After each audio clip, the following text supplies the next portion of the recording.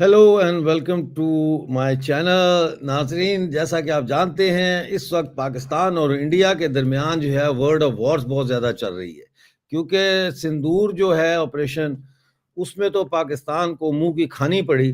तो अब जो है वो गिफ्ट ऑफ गैप जिसे कहते हैं ना, जुबान उनकी चल रही है।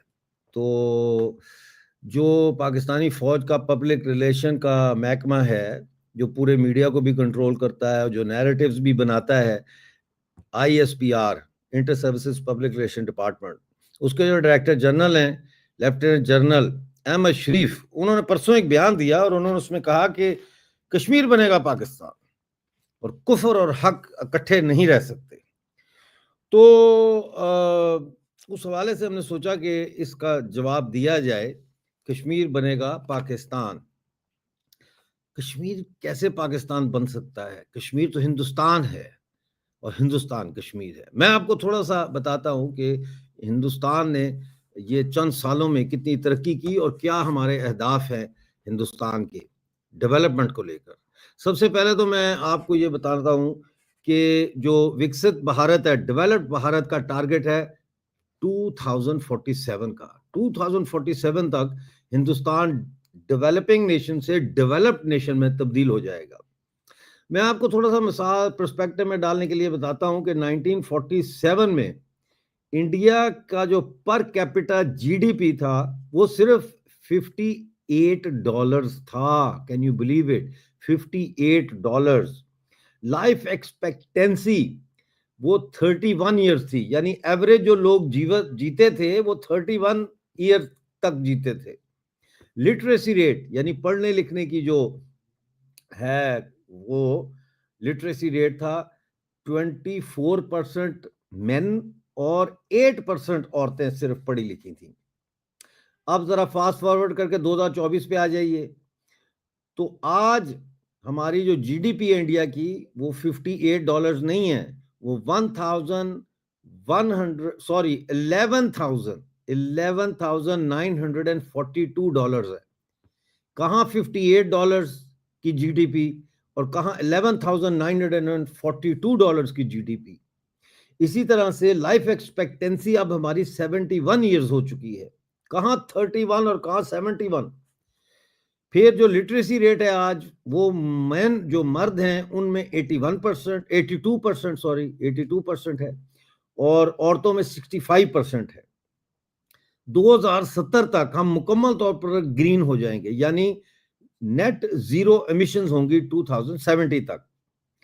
अब इसमें और जो एक चमत्कार मैं आपको बताऊं वो इंडिया ने किया है, वो ये है कि पिछले 12 साल में, पिछले 12 साल नहीं बल्कि 12 सालों में, 1991 के बाद जो 12 साल हमने लगाए, उसमें हमने अपनी जीडीपी को $300 बिलियन से बढ़ाकर 2003 में $600 बिलियन किया है।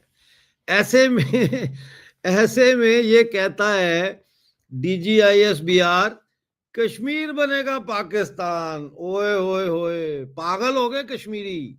मैं खुद भी एक जम्मू कश्मीर का बाशिंदा हूं जो गलती से सीमा के उस पार फंस गया है, और हर वक्त यही कोशिश है कि किसी ना किसी तरीके से पीओजे के और गिलगित बल्तिस्तान इंडिया में शामिल हो जाए, हमारी रियासत दोबारा से इकट्ठी हो जाए और हम हिंदुस्तान का हिस्सा जोग्राफिकली बन जाए। रूह तो हमारी है ही हिंदुस्तानी, उसको तो आप, वो तो उसका तो कोई प्रॉब्लम नहीं है कि हमने कोई कोर्स करना है और फिर हमारी रूह जो है वो हिंदुस्तानी बन जाएगी। रूह हमारी हिंदुस्तानी, शनाख्त हमारी इंडियन कश्मीरी, इंडियन जम्मू कश्मीरी।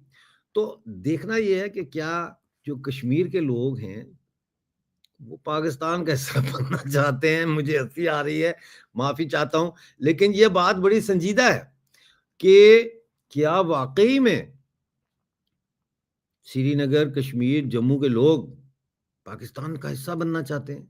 इस मिथ को तोड़ने के लिए आज मेरे साथ बड़े इंपॉर्टेंट गेस्ट आए हैं, और मैंने जावेद बेग साहब का इंतखाब किया। वो मुस्लिम हैं, कश्मीर से हैं, पूरी दुनिया में पीओजेके का और पाराचनार के शिया बरादरी का जो है वो ह्यूमन राइट का इशू लेके पूरी दुनिया में जाते हैं। जिनीवा में वो जाते हैं, वहाँ पे यूनाइटेड नेशन के जो सेशंस होते हैं उनसे वो खिताब भी करते हैं, और वो कश्मीरी लिबास पहन के खिताब करते हैं, और पूरी दुनिया में उनके खिताब को कोट किया जाता है। तो मैंने कहा मुस्लिम आ जाए तो फिर हम क्यों ना एक हिंदू भाई को भी ले लें, क्योंकि कश्मीर जो है वो कश्मीरी पंडितों के हवाले से भी बहुत चर्चा में रहा है। तो मैंने कहा शायद हो सकता है कि जावेद बेग साहब तो इंडिया के साथ रहना चाहते हो, लेकिन जम्मू के हिंदू शायद वो पाकिस्तान में शामिल होना चाहते हो, तो उनसे भी पूछ लेंगे। हालांकि हमारे यहाँ ये मुसलमान और हिंदू का कोई भेदभाव नहीं है, बिल्कुल नहीं है, इस पर भी बात करेंगे। ये सारी बातें हो रही थी तो मेरे ज़हन में आया कि, और आप लोगों ने कहा भी मुझे मैसेज में कि जी वो डॉक्टर प्रदीप जी को लेके आए, उनको लाएं जी, प्रदीप जी को लेके आए। तो मैंने कहा ठीक है, इंडिया की भी नुमाइंदगी हो जाएगी मेनलैंड से, तो उनको भी ले आते हैं। तो हमारे साथ जो है वो इस वक्त इन मेहमानों को जोड़ लेते हैं। ये हमारे साथ आगे विजय रैना जी, बहुत बहुत स्वागत है आपका, नमस्कार, थैंक यू फॉर ज्वाइनिंग। नमस्कार सर, नमस्कार। हाँ और जी, दर्शकों थैंक को यू। भी नमस्कार। हाँ, thank you, thank you, thank you. और ये हमारे साथ आगे जी प्रदीप पवार जी। अच्छा, वो हमारे साथ जो है नमस्कार रैना जी। अभी जुड़े थे सर, जावेद बेग साहब, लेकिन कोई टेक्निकल डिफिकल्टी है, तो वो अभी थोड़ी देर में फिर जुड़ जाएंगे हमारे साथ। लेकिन ये कुछ कमेंट्स हैं, हम उस वक्त तक जरा ये कमेंट्स जो है इनको एंटरटेन कर लेते हैं। डॉक्टर साहब, ये एक कमेंट आया है, कोई कश्मीरी पाकिस्तान में नहीं जाएगा, भिखारी मुल्क है पाकिस्तान। आपने तो एकदम ही नतीजा निकाल दिया भाई, हमें बोलने तो दो, आप तो डायरेक्ट ही हो गए एकदम। ये हमारे भाई, इनका नाम हिंदी में लिखा है, मैंने हिंदी सीखनी प्रकाश, है। प्रकाश। हाँ, प्रकाश जी। अच्छा, ये इन्होंने लिखा है, डॉक्टर साहब सुना है आप भारत के एजेंट हैं। ये मजाक कर रहे हैं, है ना? ये तो सुई धागा कैंची, ये आपने, हाँ, सुई धागा कैंची, ये आपने जो है अपनी तरफ से तो मजाक किया, लेकिन मैं आपको एक राज की बात बताऊं, मैं इंडिया का एजेंट ही हूँ। मैं अपने देश की एजेंटी कर रहा हूँ पूरी दुनिया में, पूरी दुनिया में लड़ रहा हूँ अपने देश के लिए, कि मेरे देश की जो अखंड भारत की जो सपना है वो श्रीकार हो, और पीओजे के गिलगित बल्तिस्तान जो है वो शामिल हो भारत के साथ। तो मैं इंडिया का एजेंट हूँ, बताना ना किसी को। अच्छा, एक ये भी मैसेज आया है, ये मैं पढ़ नहीं सकता, नाम है सुभाष रेलू। जय श्री राम। जय श्री राम। जय श्री राम, जय श्री राम, हर हर महादेव जनाब, बिल्कुल जय श्री राम, जय श्री राम, जय श्री राम जी, जय श्री राम। भाई मामला गर्म कर रहे हैं हम। नमस्ते डॉक्टर साहब, नमस्ते आर राजेश जी, आपको बहुत बहुत नमस्ते। ये मैंने लिखा है कि please join and help my work by becoming a paid member, तो वो आगे हम उसके ऊपर और भी थोड़ा करेंगे। ये किसी ने लिखा है पाकिस्तान मुर्दाबाद, ठीक है, ये भी ठीक है। आगे चलते हैं, ये आ गया आतंकिस्तान हीरा मंडी की नाजायज बच्चे हैं। चलो, इसको हम लाइव इन 20 मिनट्स, लाइव तो मैं आ गया हूँ, ये मैंने मैसेज डाल दिए थे, क्योंकि मुझे ना वो समझ नहीं आती टाइम की। मैं इधर से अपनी तरफ से वो माइनस प्लस करके घंटे जो है वो डालता हूँ, इतने बजे आऊंगा, तो वो फिर चेंज हो जाता है। ये आया है जी, गरबा से कहो हम हिंदू है। ओ बिल्कुल जी, आप मेंबर बने ना आज, आप मेंबर बने आज, तो आप मेंबर बन जाएं। जय Hind, thank you HT Republic react, thank you. और ये राम राम डॉक्टर साहब, राम राम। अभी हम जोड़ेंगे, थैंक यू BTS सुपर, यार सुपर चैट ले लो।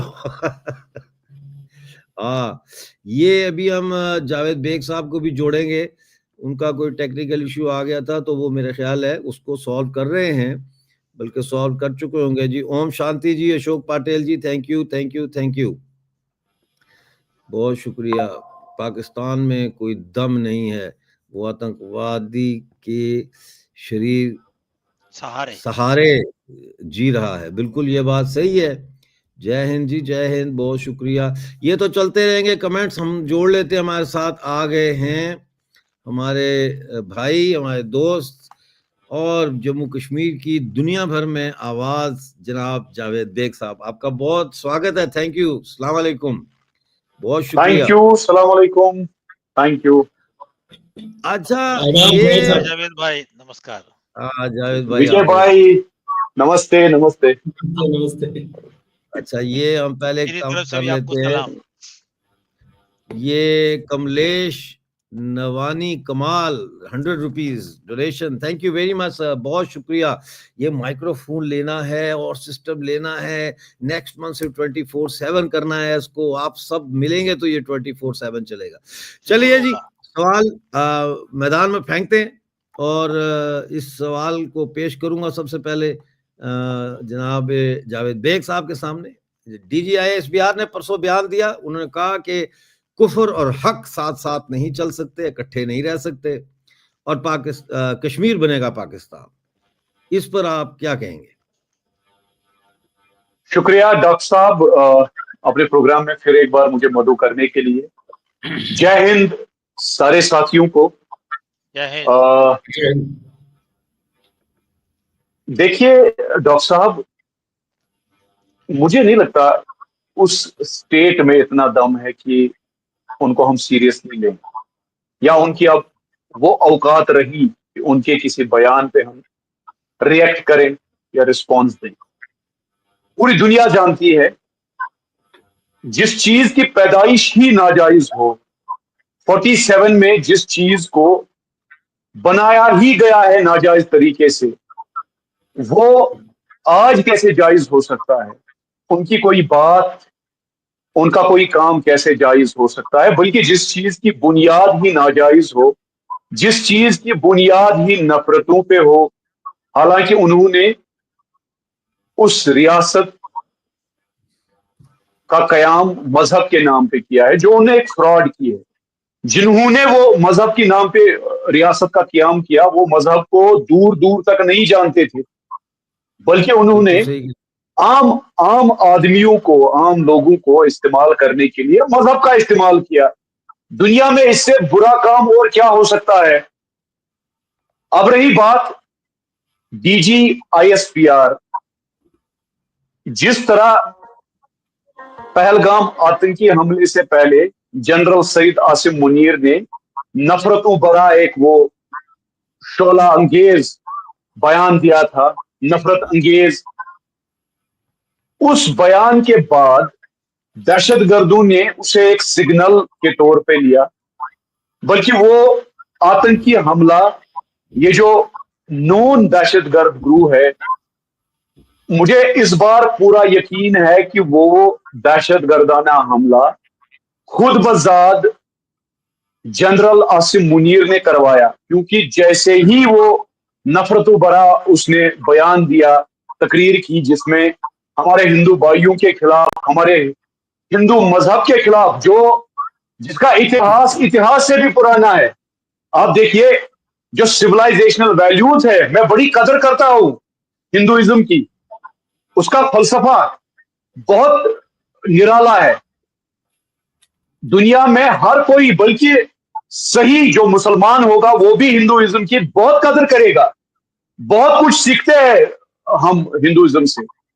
उस शख्स ने हिंदुइज्म के खिलाफ, हिंदू भाइयों के खिलाफ, हिंदुस्तान के खिलाफ जो नफरत भरी तकरीर की, उससे उस मुल्क की मानसिकता का पता चलता है। उस नाकाम मुल्क, उस नामुराद मुल्क, उस नाकाम रियासत के मानसिकता हमें वहां के आर्मी जनरल से पता चलती है। अब DGISPR बोल रहा है कश्मीर बनेगा पाकिस्तान। पाकिस्तान एक नामुराद, नामुकम्मल रियासत, 70 साल पुरानी है, अभी अंडे में ही है, अंडे से बाहर नहीं आई है। और हम जम्मू कश्मीर, जो कश्मीर की सिविलाइजेशन है, 5844 साल हमने एंटर किया है। मुझे बताइए, एक पागल आदमी भी ऐसा बचगाना बयान नहीं दे सकता है। अब क्या करें, उनके पास बयानों के बगैर और क्या ही है।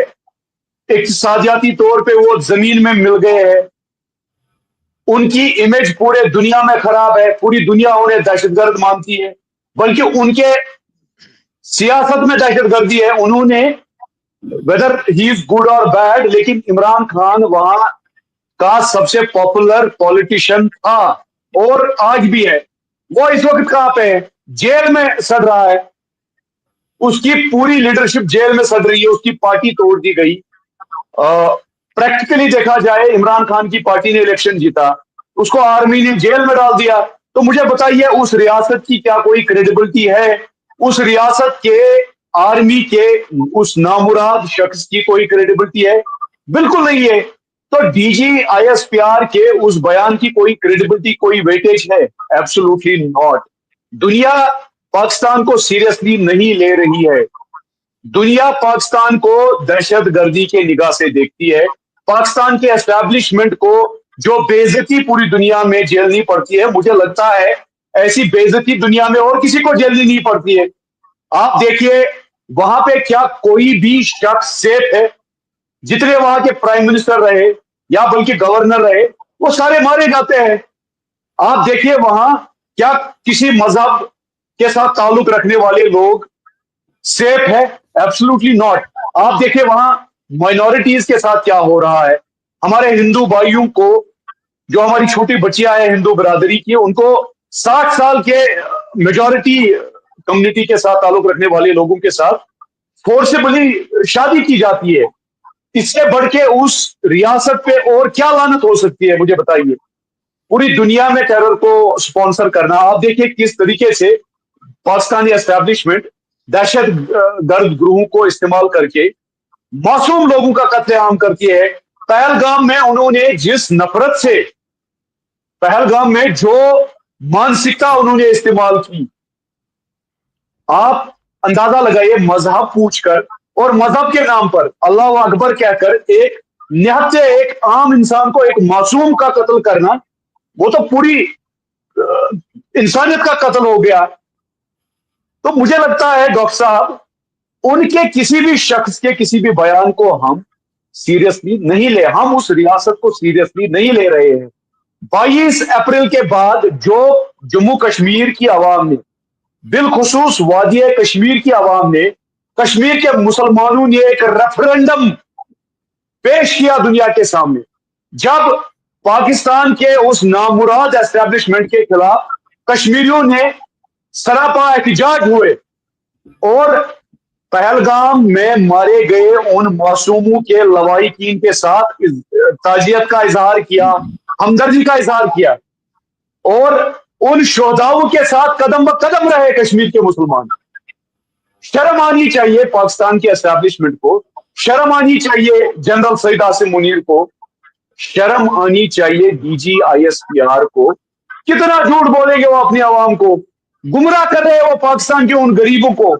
भुखमरी और गरीबी से पाकिस्तान की आवाम जूझ रही है और ये लोग उन गरीबों के खून को चूस कर ये प्रोपेगेंडा फैला रहे हैं मीडिया पे। कश्मीर में आज के डेट में पाकिस्तान के साथ जितनी नफरत करते हैं कश्मीरी, खास करके हमारी नौजवान नस्ल। आप कश्मीर आइए डॉक्टर साहब, कश्मीर में किसी से भी पूछिए आप, वो पाकिस्तान को किस निगाह से देखते हैं, आप खुद जान जाएंगे। पाकिस्तान की आर्मी के साथ कितनी नफरत है कश्मीरियों को, क्योंकि उन्होंने कश्मीरियों का कत्लेआम 35 साल से किया। मेरे गांव में पाकिस्तान से भेजे गए दहशतगर्दों ने हमारे गांव के जी इज्जत शख्सियतों को मार दिया, गरीबों को मार दिया, बुजुर्गों को, हमारी बच्चियों को, औरतों को मार दिया उन दहशतगर्दों ने। हम नफरत करते हैं उन्हें और हमने पाकिस्तान के इस फॉल्स क्लेम को कि कश्मीर बनेगा पाकिस्तान, कश्मीर पाकिस्तान की शहरग है, हमने उसे रिजेक्ट किया है। We reject Pakistan, absolutely reject Pakistan. ये एक आम कश्मीरी का सेंटिमेंट मैं यहां पे पेश कर रहा हूं। नफरत करते हैं हम पाकिस्तान के पंजाबी एस्टैब्लिशमेंट से, नफरत करते हैं। और हां, हमारी हमदर्दी है पाकिस्तान में रह रहे मजलूम बलोचियों के साथ, हमारी हमदर्दी है। हमारे लोग जो पाकिस्तान के चुंगल में फंस गए हैं, गिलगित बल्तिस्तान के हमारे मजलूम आवाम, पीओजेके में रह रही हमारी मजलूम आवाम, हम हमदर्दी रखते हैं खैबर पख्तूनख्वा में रह रहे मजलूम शियों के साथ, हमारे Hindu Christian minority, Ahmadiyya minority के साथ हम इजहार हमदर्दी करते हैं। बाकी जो पाकिस्तान की एस्टैब्लिशमेंट है, हम कश्मीरी, एथनिक कश्मीरी, हम उन्हें नफरत करते हैं। अशी छुप पाकिस्तान कोरमुत रिजेक्ट 47th मंथ अशी सारे बुजुर्गों, हमारे महाराजा बहादुर ने, हमारे बुजुर्गों ने पाकिस्तान को 47 में रिजेक्ट किया है। हमने मजहब के नाम पे बनाए गए एक फ्रॉड स्टेट को, जिसे ब्रिटिश स्पाई एजेंसीज ने क्रिएट किया, हमने उसे 47 में ऑलरेडी रिजेक्ट किया है। हमें फख्र है हमारे बुजुर्गों पे, हमें फख्र है हमारे बुजुर्गों के उस डिसीजन पे जहां उन्होंने आइडिया ऑफ इंडिया का साथ दिया। और आज आइडिया ऑफ इंडिया दुनिया की चौथी लार्जेस्ट इकोनॉमी बन गई है। हम आने वाले वक्त में दुनिया की लार्जेस्ट इकोनॉमी बनने जा रहे हैं। हम विश्व गुरु बनने जा रहे हैं, और वो विश्व गुरु हम किसी दबाव पे नहीं बनेंगे, हम हथियारों की ताकत पे नहीं बनेंगे विश्व गुरु, हम मोहब्बत से विश्व गुरु बनेंगे।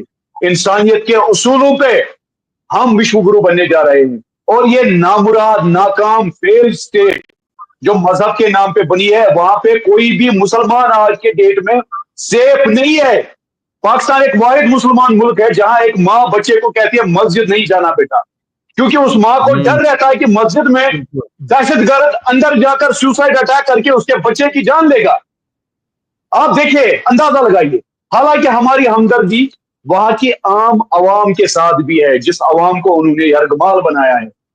इस दुनिया में अगर आजादी की जरूरत आज है किसी को, मैं यूएन के ऐवानों से यह कहना चाहूंगा, जो नेटो मेंबर्स है, ओआईसी के जो मेंबर्स है, आज की डेट में पाकिस्तानी अवाम को वहां की एस्टेब्लिशमेंट से आजादी की जरूरत है।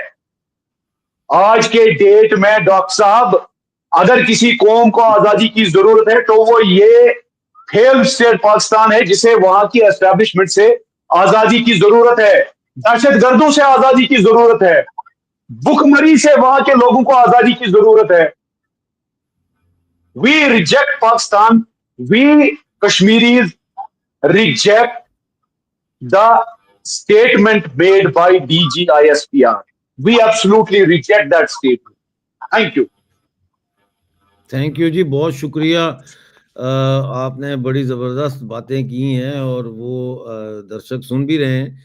अच्छा, ये जो है इन्होंने किया है, अगर ऐसा था तो 1989 में कश्मीरी पंडितों के साथ क्या हुआ, तब मस्जिदों से रिल्यू का नारा दिया, रिल्यू का। डॉक्टर साहब, गौतम गुप्ता साहब, नमस्ते। इनका जवाब दें जरा।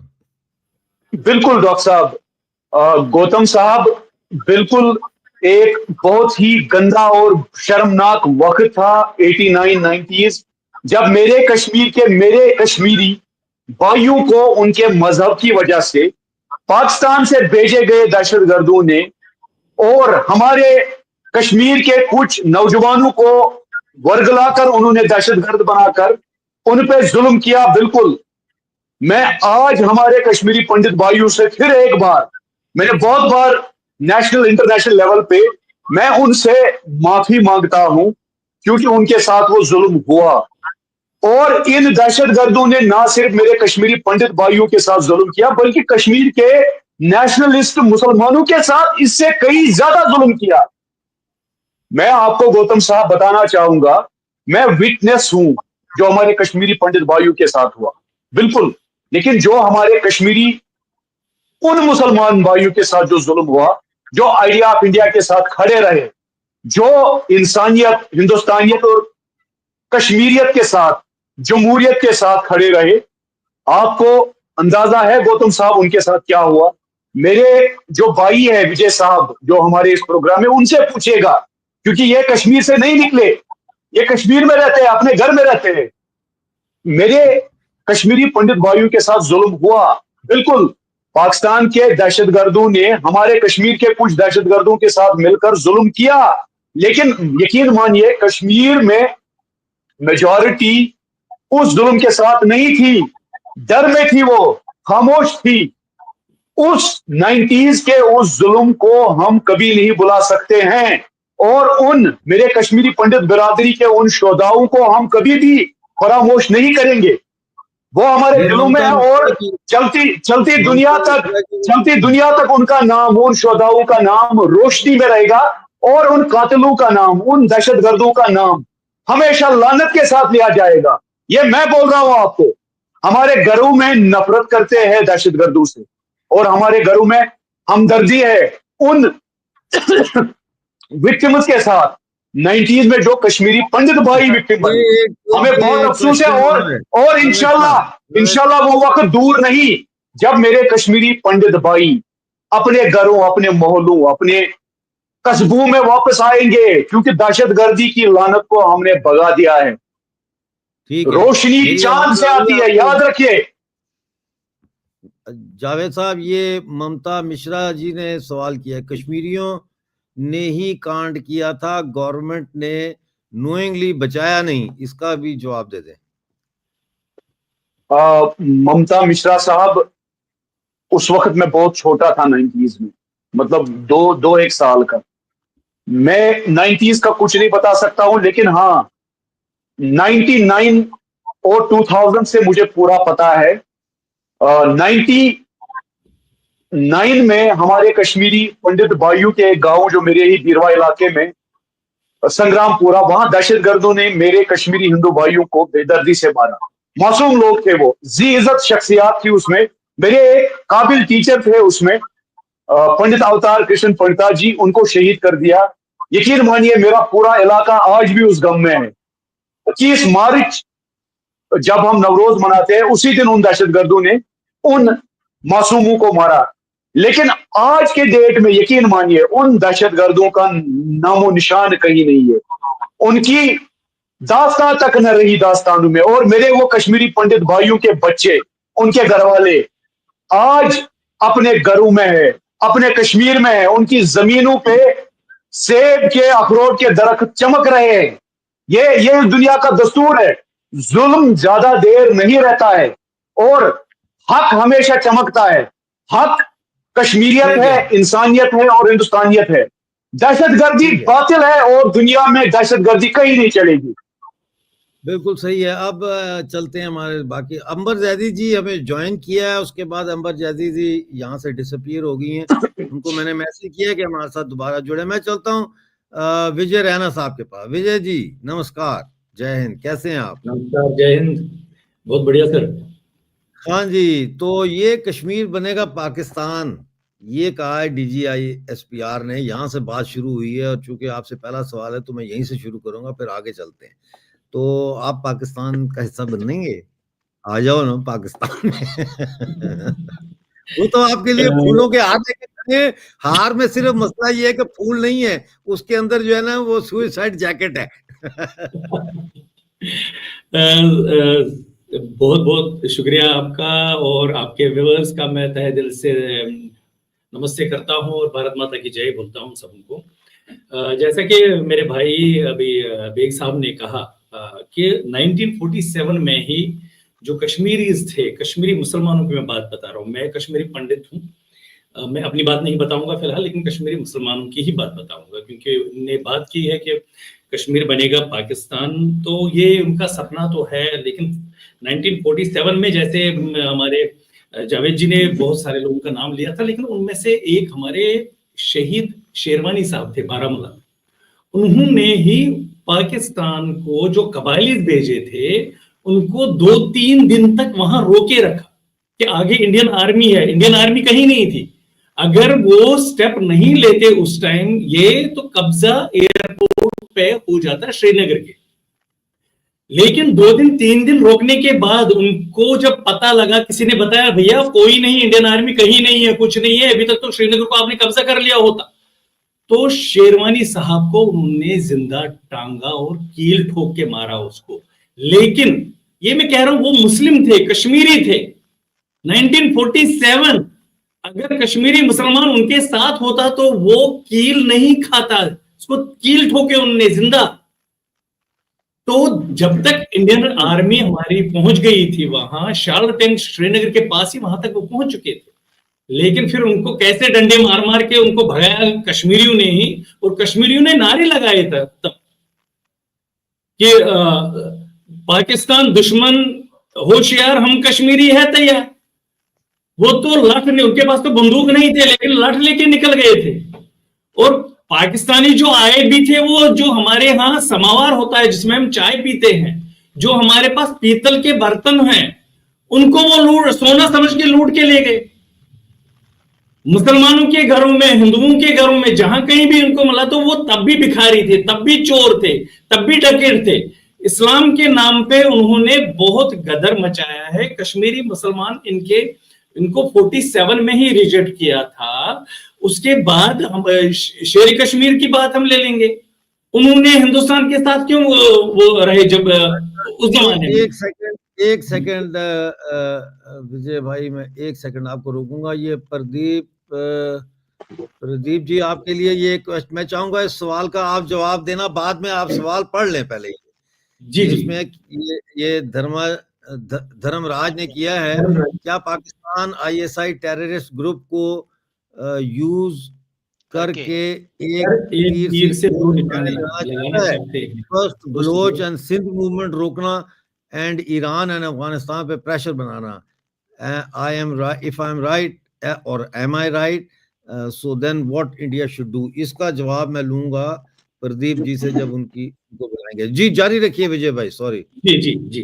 तो मेरा ये कहना है कि 47 के बाद ही उसी टाइम पाकिस्तान को कश्मीरियों ने रिजेक्ट किया। उसके बाद देखिए, अभी हमारे एक व्यूअर कमेंट कर रहे थे, जिसका जावेद बेग साहब को उन्होंने पूछा था, आपने बताया था जवाब दे दें। कश्मीरी पंडितों के ऊपर वो था कि कश्मीरी मुसलमानों ने ही उनको उस टाइम रोका नहीं, गवर्नमेंट ने प्रोटेक्शन नहीं दी। हाँ, उस टाइम ऐसे हालात थे, क्योंकि मैं भी तकरीबन 18-19 साल का था, मुझे पूरा ध्यान है। मैं वहीं पढ़ता था, वहीं स्कूलों में पढ़ा हूँ। अपने जितने भी मेरे क्लासमेट सारे मुस्लिम्स थे, मेरे पड़ोसी थे, सारे थे। लेकिन सिचुएशन ऐसी हो गई कि मैं वो जवाब देना चाहता हूँ यहाँ पर। उस टाइम क्या हुआ था कि हिंदुओं तो टारगेट था ही, हिंदुओं को तो मार ही रहे थे प्रॉपरली। जैसे मैंने बताया कि अखबारों में ही धमकियां निकलती थी। मैंने पिछले एपिसोड में भी सर आपको बताया था कि अखबारों में निकलता था कि पंडितों 48 घंटे के अंदर निकलो, नहीं तो आप लोगों को हम छोड़ेंगे नहीं, हम आपको मार देंगे। तो ऐसी सिचुएशन थी कि जो कश्मीरी पंडितों निकला, जो मुस्लिम्स थे, जो बेचारे बात करते थे, जैसे बेग साहब ने बताया, उनको मारा जाता था कि आपने कैसे मुंह खोला, आप कैसे बोल रहे हो। तो ऐसी सिचुएशन बनी कि मुस्लिम भी चुप बैठे। उस समय में जो बात करता था, जो कुछ बोलना चाहता था इसके खिलाफ, उसका मुंह बंद किया जाता था। जैसे भैसरन की मैं अभी बात बता रहा हूं, पहलगाम में 26 लोग जो मारे गए, उनमें एक मुसलमान लोकल कश्मीरी भी मारा गया। वो इसलिए मारा गया क्योंकि उसने मिलिटेंट को बोला कि तुम इस्लाम के नाम पे क्यों इनको मार रहे हो। उसने उसका बंदूक छीनने की कोशिश की तो उनने उसको भी मारा। तो 90 में ऐसा ही हुआ। लेकिन एक यहां पर एक इंपॉर्टेंट बात ये उठती है कि जो उनने बोला कि गवर्नमेंट क्यों चुप रही। रियलिटी में हमें भी, जो कश्मीरी पंडित है, उसको भी ये दुख है कि जिस तरह से उसके हमारे पलायन के बाद आज भी इतनी ही आर्मी है कश्मीर में जितनी तब थी। उस टाइम कहीं ना कहीं, क्योंकि मुफ्ती मोहम्मद सईद जो थे वो हमारे गृह मंत्री थे, कहीं ना कहीं कुछ प्रॉब्लम्स थी कि हुकूमत दबाना चाहती थी इन बातों को, कहीं कुछ एक्शन नहीं हो रहा था। जिस हिसाब से अभी जो स्ट्रांग हमारी गवर्नमेंट है, डिसीजन, क्विक डिसीजन लेती है और बहुत जबरदस्त तरीके से डिसीजन लेती है। उस टाइम भी अगर गवर्नमेंट ऑफ इंडिया ने ये एक डिसीजन लिया होता कि हम कश्मीरी पंडितों को निकलने नहीं देंगे, उनको प्रोटेक्शन देंगे, उनके गांवों में आर्मी, सीआरपी जो भी है रखेंगे ताकि इनका पलायन ना हो। लेकिन कहीं ना कहीं उस समय की सरकार जो है वो मूक दर्शक रही, वो बैठी रही कि कश्मीरी पंडित निकले। और वजह यही है कि कश्मीरी पंडित 5 लाख के आसपास, उससे ज्यादा भी आंकड़ा है, जो कश्मीर से उनको निकलना पड़ा। मुस्लिमों की ये परेशानी रही कि वो जो बात करता था तो उसको भी गोली मारते थे, उसको भी, वो भी बेचारा ना उधर का रहा तो ना इधर का रहा, जिस वजह से कश्मीरी मुसलमान को भी परेशानी हुई। लेकिन अभी मैं आपको बताना चाहता हूं पिछले 4-5 सालों से जो कश्मीर में जिस हिसाब से भारत डेवलपमेंट कर रहा है, जिस हिसाब से वहां नौकरियां, टूरिज्म, G20 या टनल्स, रोड्स, आप मैं सरपंच रहा हूं अपने गांव का जहां का मैं बसिंदा हूं, ठीक है। बिल्कुल मैं आपको ये कहना चाहता हूं कि 47 से लेके 2019-18 तक उतनी डेवलपमेंट कश्मीर में नहीं हुई है जितनी 2019 से 2025 तक है। उसमें मैं कहना चाहता हूं कि मैंने ही अपने ही पंचायत में इतने बड़े बड़े प्रोजेक्ट्स किए कि हर साल करोड़ 1.5 करोड़ के आसपास मैंने प्रोजेक्ट्स अपने गांव में जो मुझे कैपेक्स फंड के थ्रू, नरेगा के थ्रू या जो और डेवलपमेंट फंड्स होते थे उसके थ्रू हमें मिले हैं। ये मेरी ही पंचायत नहीं, तकरीबन 4,500 पंचायतें जम्मू कश्मीर की हैं। अब मैं अपनी पंचायत 1 साल का बजट 1 करोड़ बता रहा हूं, तो 4,500 4200 पंचायतों का कितना बजट बनाए। जितने भी मेरे गांव के, मेरी पंचायत के बड़े बड़े पुल मैंने बनाए, वहां स्ट्रीट लाइट्स लगवाई, वहां टाइल वाली लेन्स लगवाए, तो इतना डेवलपमेंट वहां हुआ कि मुझे लग रहा है कि जितना जम्मू कश्मीर का टोटल बजट है उतना तो पाकिस्तान पूरे नेशन का नहीं होगा। कश्मीर के जो लोग हैं वो बिल्कुल पाकिस्तान को, जैसे आपने पहले ही मजाक में कहा था कि अगर फ्री में वीजा भी मिलेगा पाकिस्तान का, फ्री में वो हमें कश्मीरी मुसलमान को पैसे भी उल्टा दे देंगे कि तू भैया तू आजा, यू आर वेलकम, हम आपको सिटीजनशिप यहां दे देंगे, तो कश्मीरी मुसलमान थूकेगा, वो नहीं दे देगा। कश्मीर जो है जो इंडिया का रिचेस्ट स्टेट है आज की डेट में, अब कश्मीर का जो एक परिवार, गरीब से गरीब परिवार भी है, उसको भी आप देखोगे डबल स्टोरी, ट्रिपल स्टोरी उसके पास मकान है, आलीशान घर है उसके पास, तो कहां वो आपके पास भिखारियों के पास आएगा कटोरा लेके। आप कश्मीरी के घर के सहन में जो उसका मकान है, गेट से ही आप अंदर अगर आप देखोगे तो आप पागल हो जाओगे हिसाब किताब देख के। तो कश्मीरी कभी इन चीजों में पड़ेगा नहीं। कश्मीरी जो हमारी कौम है वो हमेशा इंटेलेक्ट रही है, इंटेलिजेंट है, उनको पता है कि how to manage the things. इसलिए मुझे नहीं लगता है कि ये जो ISPR, जो DG ISPR साहब ने जो बोला है, उन्होंने जो ये बातें की है वो मनगढ़ंत बातें हैं उनकी, और कहीं वो मुंगेरी लाल के हसीन सपने देखना चाहते हैं वो देखें। लेकिन साथ ही एक बात बताना चाहता हूं सर, जो मोदी जी ने कल मैसेज गुजरात से दी है, आपको सबको पता होगा, उन्हें एक स्ट्रॉन्ग मैसेज दी है। और पाकिस्तान को क्या बोला है उन्होंने? पाकिस्तान को आतंकवाद की बीमारी से मुक्त करने के लिए वहां की जनता को आगे आना चाहिए, वहां के युवाओं को आगे आना चाहिए, शांति से रहो, रोटी खाओ, वरना मेरी गोलियां तैयार हैं। वो मैंने लिखा है, वो मैंने यहाँ लिखा है, वो आज उनका दिखा रहे थे, उन्होंने कहा रोटी खाओ वरना मेरी गोली तो है ही। गोली, बिल्कुल, ये मैं कह रहा हूं कि कितना स्ट्रॉन्ग मैसेज पाकिस्तान को दिया है। हाँ, उन्होंने कहा गोली का जवाब गोले से दिया जाएगा। और उन्होंने ये अवाम को बोला है कि आपकी सरकार निकम्मी है, आप बीच में पिस रहे हो, उनको उखाड़ फेंको। ये उनकी स्ट्रॉन्ग मैसेज रही है। ठीक है, बिल्कुल ठीक है। अभी आपको दोबारा लेते हैं दूसरे राउंड में। अभी मैं चलता हूं अपना प्रदीप कुमार जी के पास। नमस्कार। अच्छा, ये सवाल मुझसे कर रहे हैं कि ये देखें ना, अब ये सवाल है, मेरा सवाल डॉक्टर साहब से है, कश्मीरी भाई अलगाववादियों के खिलाफ आवाज क्यों नहीं उठाते? भाई अभी तो उठा रहे हैं, उनके खिलाफ आवाज ही तो उठा रहे हैं, और क्या कर रहे हैं? ये विजय भी उठा रहे हैं, अपना ये जो जावेद साहब भी उठा रहे हैं, मैं भी उठा रहा हूँ, बाकी लोग भी उठा रहे हैं, आवाज तो उठ रही है, इसीलिए तो इतना हंगामा मचा हुआ है, इसीलिए तो इतना शोर मचा हुआ है। सर इस टाइम अलगाववाद तो है नहीं वहां, अलगाववादी जो भी थे उनकी दुकानें बंद हो चुकी, दे आर नोवेयर। बिल्कुल। चलो जी, जय श्री राम, वेलकम, नमस्ते आपको बहुत बहुत। क्या चल रहा है जी? ये सवाल उन्होंने जो किया है, पहले तो उसका जवाब दे दें। हाँ, मैं जवाब देता हूँ। मैं पहले जावेद भाई को बोल दूं कि इनका एक बार इंटरव्यू मुझे किसी ने भेजा था यूनाइटेड नेशन का, तो मैंने इनकी बिना इजाजत से यहाँ के एक बहुत बड़े रेडियो स्टेशन में इनके जो इनका लेक्चर था उसको मैंने यहाँ पर जर्मन लैंग्वेज में ट्रांसलेट करके, एक जो यहाँ का जिसमें 40 मिलियन के करीब लोग सुनते हैं। तो जावेद साहब, मैंने आपको थोड़ा मिसयूज किया था, आपका स्टेटमेंट नहीं यूनाइटेड नहीं नहीं नहीं शुक्रिया शुक्रिया शुक्रिया शुक्रिया डॉक्टर मैंने साहब। कहा ना पूरी दुनिया की बिल्कुल आवाज है बिल्कुल जावेद से, तो वो दुनिया बहुत की बहुत आवाज है भाई। उसको बहुत सुना और क्या, गया, और और उसके बाद कहीं पे एयरपोर्ट पे लोगों ने मुझे पहचान लिया कि मैं वही आदमी हूँ। तो उन्होंने आपके बारे में पूछा, तो मैंने कहा ये कश्मीरी आदमी है।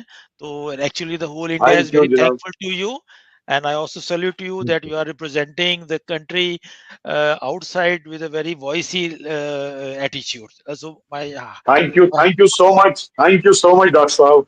हाँ जी। दूसरा थैंक यू। डॉक्टर साहब, आपने जो जो सवाल, उसमें सवाल पे भी मैं आता हूँ। मैं थोड़ा सा रिएक्शन आपको बता दूं कि जो पाकिस्तान की जो रेपुटेशन है वो इतनी हम्म, डाउन है यूरोप के अंदर। यहाँ पर हम्म, 27 कंट्रीज जो हैं, उसमें आप कहीं भी चले जाओ, तो अगर आपने कोई पाकिस्तानी आपको बोल रहा है कि 9 बजे हैं, तो दूसरा घड़ी देखता है कि वाकई में 9 बजे हैं कि ये झूठी बोल रहा है। तो यानी वो इतना वो, वो, वो इतना इतना डाउन हो गया है। और अगर इनके कहने पर अगर ये जुमलाबाजी सही करते हैं बात। कि कश्मीर बनेगा पाकिस्तान, तो ये तो इनकी जो जो इनका जो ड्रामा है, उसका तो कोई बेस ही नहीं है। ये तो कल बोलेंगे कि जी हमारे यहाँ 4 सोने की खानें निकल रही हैं, और हमारे पास सऊदी अरेबिया से ज्यादा ऑयल निकल आया है। हम दुनिया के सबसे खूबसूरत पढ़े लिखे लोग हैं। जो रियलिटी है वो यहाँ पर हर इंसान को पता है। यहाँ पर जब स्टैटिस्टिक बनती है, जो भी अभी इंडिया का जावेद साहब ने भी नाम लिया, और शायद आपने भी, वो फोर्थ इकोनॉमी की बात हो रही थी। तो जब उसमें दिखाते हैं कि एक पड़ोसी मुल्क जो है, उसमें 80 मिलियन लोग जो है, बच्चे 6 टू 15 इयर्स की एज में they are out of school. तो ये किस चीज का इनको घमंड है, ये क्या ये दिखाना चाहते हैं? और इनका इनके जो कोर कमांडर्स हैं, उनको यहाँ पर करोड़ कमांडर बोला जाता है। वो करोड़ कमाते हैं, उसका नाम कोर कमांडर नहीं है, वो करोड़ कमांडर है। ये तो मुझे, तो मैं लिख लूं, ये तो बड़ी दिलचस्प बात है, करोड़ कमांडर। एक एक मैंने भी तो टर्म इजाद किया ना, फील्ड मार्शल। हाँ, तो फील्ड अब मार ये अच्छा, करोड़ कमांडर, करोड़ वो भी मैं आपको बताता हूँ। कमांडर। डॉक्टर साहब, वो भी यहाँ पर बहुत सारी न्यूज़ चैनल्स ने उसको बहुत जोकी ढंग से लिया है कि एक हाँ, आर्मी का जनरल अपने प्राइम मिनिस्टर को बोल रहा है कि तू, मैं फील्ड मार्शल हूँ, और वो कहता है कि तू फील्ड मार्शल है। तो ना कोई हाँ, प्रोसेस ढूंढी गई है, ना कोई सिचुएशन तैयार किया गया है। न्यूज़ में बता दिया कि आज के बाद ये फील्ड मार्शल है। और और सबसे बड़ी बात ये है कि ये जितने फील्ड मार्शल्स हैं, इन सबके पास 2-2 पासपोर्ट हैं, और इनमें से 90% जो हैं, उसको डिस्गस्टिंग नेशन है वर्ल्ड का सबसे ज़्यादा, वो है यूके, वो इनको रखता है। कनाडा में भी हैं, हम्म, और ये वहाँ मिलियन का बिज़नेस करते हैं, लूट के खा के गए हुए हैं। तो इनकी बात पर कोई आदमी यकीन नहीं करता। अगर ये कल ये भी बोल दें कि एफिल टावर जो है, वो पेरिस का, वो हमारा है ना? वही जोक वाली बात करती है ना, अभी कश्मीर हमारा हाँ, है। तुम्हारे पास जो रोटी खाने के पैसे नहीं है, और अगर वो अब ये भी नहीं पता वो किस कश्मीर की बात कर रहे हैं। वो जावेद साहब के कश्मीर की बात कर रहे हैं, जो अपने कश्मीर की बात कर रहे हैं, वो हमारा है। उसको उसकी डेवलपमेंट तो आपने की नहीं आज तक। हाँ, दूसरा जो आपका क्वेश्चन था, इंटरेस्टिंग क्वेश्चन है। देखिए देखिए जो पाकिस्तान के इस जो स्क्रिमिशेस हुई हैं, जिसमें इंडिया ने उनकी कमर तोड़ी है, यहाँ तक बोला जाता है कि राउंड अबाउट $4 बिलियन का इंडिया की एयर फोर्सेस ने नुकसान किया उनका। यानी उनको 8 या 9 साल वो बैक में चले गए हैं। और जो उनके साथ उनकी हेल्प करने वाले थे, टर्की था, अजरबैजान था, मलेशिया था। मलेशिया का डाटा भी मेरे पास नहीं आया। टर्की का इतना बुरा हाल हुआ है कि उनकी जो ड्रोन्स थी वो फेल हो गई। वो उन्होंने अमेरिका से अपने को सेफ्टी करने के लिए ड्रोन की डील की है, जब ट्रम्प के साथ। हम्म, और दूसरा जो जो कहानी जो अभी चल रही है, हिंदुस्तान के करीबन 88% जो टूरिस्ट थे, उन्होंने कैंसिलेशन कर दी है, जिसका उनको $400 मिलियन का नुकसान हो रहा है। और 157,000 टूरिस्ट जो थे, वो अजरबैजान जाते थे, वो उनका भी करीबन 78 और 80% के करीब जो है तो उनका बिजनेस डाउन हुआ है। तो ये जो ईरान का एजेंडा आप लेकर आए हैं और ये कोई भी मुल्क इस वक़्त दुनिया का पाकिस्तान के साथ नहीं खड़ा। जिन्होंने जिन्होंने खड़ा होने की कोशिश की थी वो फाइनेंशियली उनको इतना जुर्माना लगा है कि उनको ये समझ में नहीं आ रहा है कि हमने अपना नुकसान क्यों करवा लिया। बेगानी शादी में अब्दुल्ला दीवाना बन के गए हैं, अब पिट रहे हैं और उनके होटल खाली हो गए हैं और यहाँ तक जो बड़े-बड़े अंतालिया, इस्तांबुल, इज़्मीर जैसे बड़े-बड़े शहर हैं, जो एक टूरिस्ट सेंटर होते थे, उनमें वो 50% रबाट दे के लोगों को बोलते हैं कि आप यहाँ पर आओ। क्योंकि बहुत सारे यूरोपियन लोग जो हैं, वो भी टर्की पसंद करते हैं जाना। मैं भी फरवरी में जाकर आया हूँ। तो वहाँ पर टर्की के अंदर पाकिस्तानियों की इज़्ज़त नहीं। मैं अगर आप मुझे 30 सेकंड दें, तो मैं आपको छोटी-सी कहानी सुनाता हूँ। मैं तक़सीम जो पैलेस है उसमें अपनी वाइफ़ के साथ जा रहा था, तो हमें एक पाकिस्तानी फ़ैमिली मिली। तो वो कराची के रहने वाले थे, तो उन्होंने मुझे बोला कि आप कहाँ से हैं? मैंने कहा मैं तो जर्मनी का रहने वाला हूँ, लेकिन मैं पैदा दिल्ली में हूँ, पंजाबी हूँ और ऐसा-ऐसा। कहते अच्छा आप हमारा एक काम करेंगे? मैं कहा बोलिए।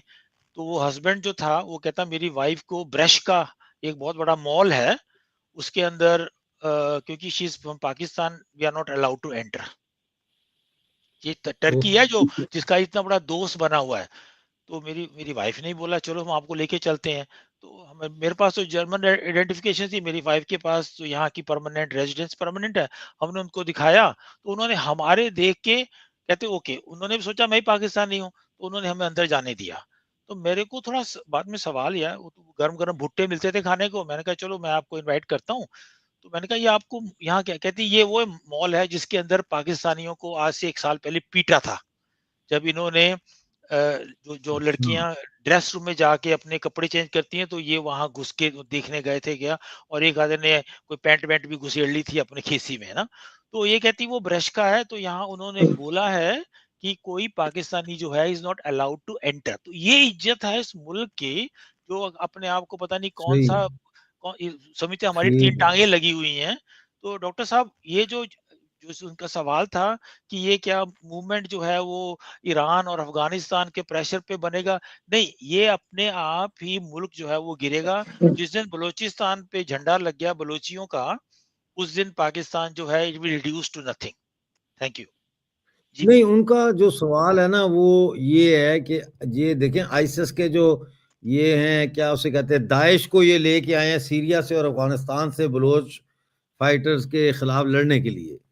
तो वो कह रहे हैं कि क्या ये डबल गेम पाकिस्तान कर रहा है कि उधर बलोचों के और सिंधियों के फ्रीडम स्ट्रगल के खिलाफ इनको यूज करेगा और फिर इसको दूसरी तरफ ईरान और इंडिया को तंग करने और ब्लैकमेल करने के लिए यूज करेगा। तो इंडिया का क्या इसमें रोल होना चाहिए, इंडिया को क्या करना चाहिए? देखे ना उनका सवाल है मैं मैं व्हाट मैं समझ इंडिया गया हूँ। Should do. हाँ।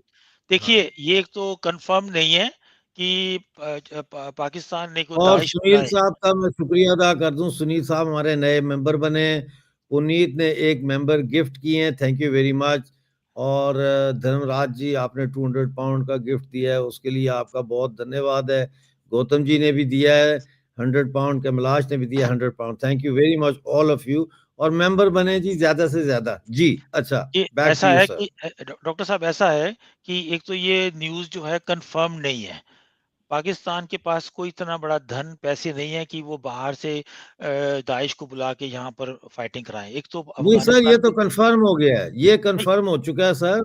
दाइश ने वीडियो जारी की है परसों जिसमें वीडियो स्टेटमेंट पश्तो में उन्होंने जारी की है और उन्होंने कहा है कि अब उनका टारगेट जो है वो बीएलए बीएलएफ होगा और जो लोग लापता अफराद एनफोर्स डिसअपीयरेंस के खिलाफ प्रदर्शन करते हैं उनको वो टारगेट करेंगे। उन्होंने ये स्टेटमेंट दे दिए सर। ऐसा मुझे ये अभी कंफर्म नहीं थी, इसलिए जैसे न्यूज़ जी में जी, मी ये आ गई है सर। आप साडी वीडियो वेख्या करो ना, जो साडा चैनल वेखदे तुसी वेख्या करो साडा टीवी नहीं, नहीं, मैं अच्छा सॉरी चलो है ना?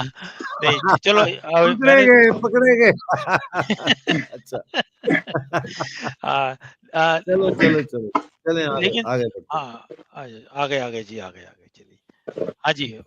यही और कोई और any question to me personally? ये पाकिस्तान जो कह रहा है कि कश्मीर बनेगा पाकिस्तान, जिसके ऊपर हमने आज ये टॉपिक रखा है, उस पे बात है ना, तो क्या आप समझते हैं कि कश्मीर बन जाएगा पाकिस्तान? नहीं, नहीं, कश्मीर पाकिस्तान आज तक पाकिस्तान नहीं बना, तो कश्मीर क्या पाकिस्तान बनेगा? पहले वो तो पाकिस्तान तो सही। बन जाए ना। वो तो एक तो ये जोक है, इसको आप इस पे आप हंस सकते हैं और उनके दिमागी हालत के ऊपर आप क्वेश्चन कर सकते हैं कि ये बोलने की नौबत क्या उनको आई है। हर चीज उनकी फेक है। 2019 की फोटो दिखा के वो शहबाज शरीफ को कुछ दे रहे हैं और वो घर से बाहर निकल के आता है मैं कल फील्ड मार्शल बन जाऊंगा। आज जुमला चला दिया कि हम कश्मीर बनेगा पाकिस्तान, कल बोलेंगे जी पेरिस बनेगा इस्लामाबाद। अरे यार इनकी बातों को ना इतना ज्यादा आप वो मत दीजिए। इनके ऊपर कोई यकीन नहीं करता। इनका कोई ये कोई रिस्पॉन्सिबल स्टेट नहीं है। इनको सिर्फ एक चीज हम्म। आती है। और ये दुनिया की आई थिंक जावेद साहब ने बोला था अपने उसमें, ये दुनिया की वो वाहिद मुल्क है जो सबसे पहले इस धरती के ऊपर इस्लामिक स्टेट बना था। और जो बाद में इस्लामिक स्टेट बनी है एरबिल में, इराक में, सीरिया में, उन्होंने जो गंदे काम किए थे वो ये 47 के बाद इन्होंने स्टार्ट कर दिए थे। यानी ये उनके गुरु हैं। आपको आपको कह रहे हैं ये कैंची सीजर्स वाले, प्रदीप जी तुसी फंस गए थे। हाँ, अच्छा, वो मैं मैंने आपका अब प्रोग्राम देखा चलता होता हूँ तो ना जरा। फंसता।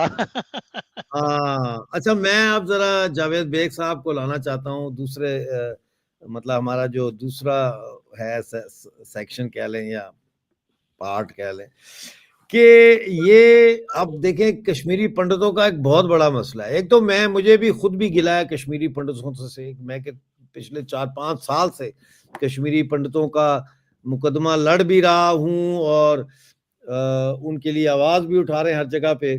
लेकिन कश्मीरी पंडित जो है वो एक इकट्ठे होके बहादुरी के साथ वापस नहीं आ रहे।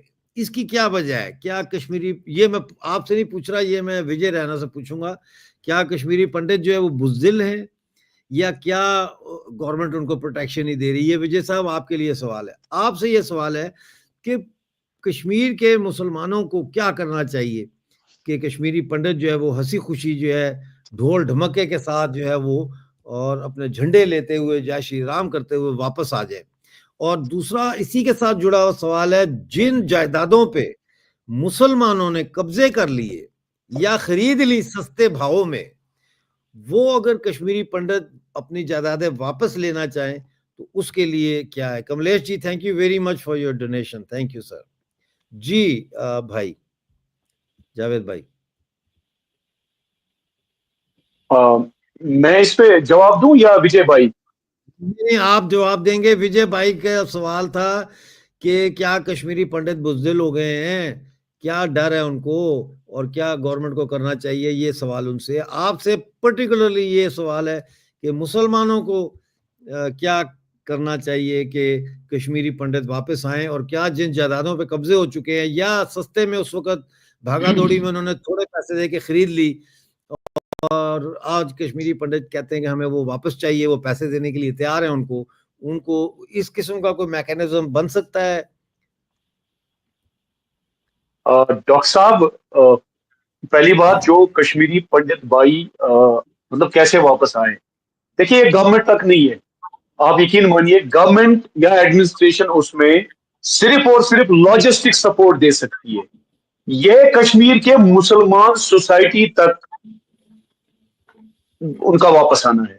जब तक कश्मीर के मुसलमान भाइयों से एक आवाज नहीं निकलेगी, जब तक आपके जामा मस्जिद से एक बहुत बड़ा जुलूस नहीं निकलेगा कश्मीरी पंडितों को वापस लाओ करके, जामा मस्जिद जैसी पाक जगह से जब तक एक बहुत बड़ा जुलूस नहीं निकलेगा और उस जुलूस को सरपरस्ती करने वाले मीरवाइज साहब, डॉक्टर फारूक साहब, महबूबा मुफ्ती जी, जो हमारे दीगर सियासी रहनुमा है, आगा साहब, अंसारी साहब, मुफ्ती नासरुल इस्लाम साहब और दीगर जो समाजी रहनुमा है, जब तक वो उस प्रोटेस्ट को लीड ना करें और जगती कैंप तक पूरे कश्मीर के लोग, चाहे उसमें कश्मीर के मुसलमान, सिख, एथनिक, नॉन एथनिक, हमारे गुज्जर बरादरी के मेरे भाई बहन, पहाड़ी बरादरी के, बाकी मेन स्ट्रीम के जो हमारे पॉलिटिशियन है,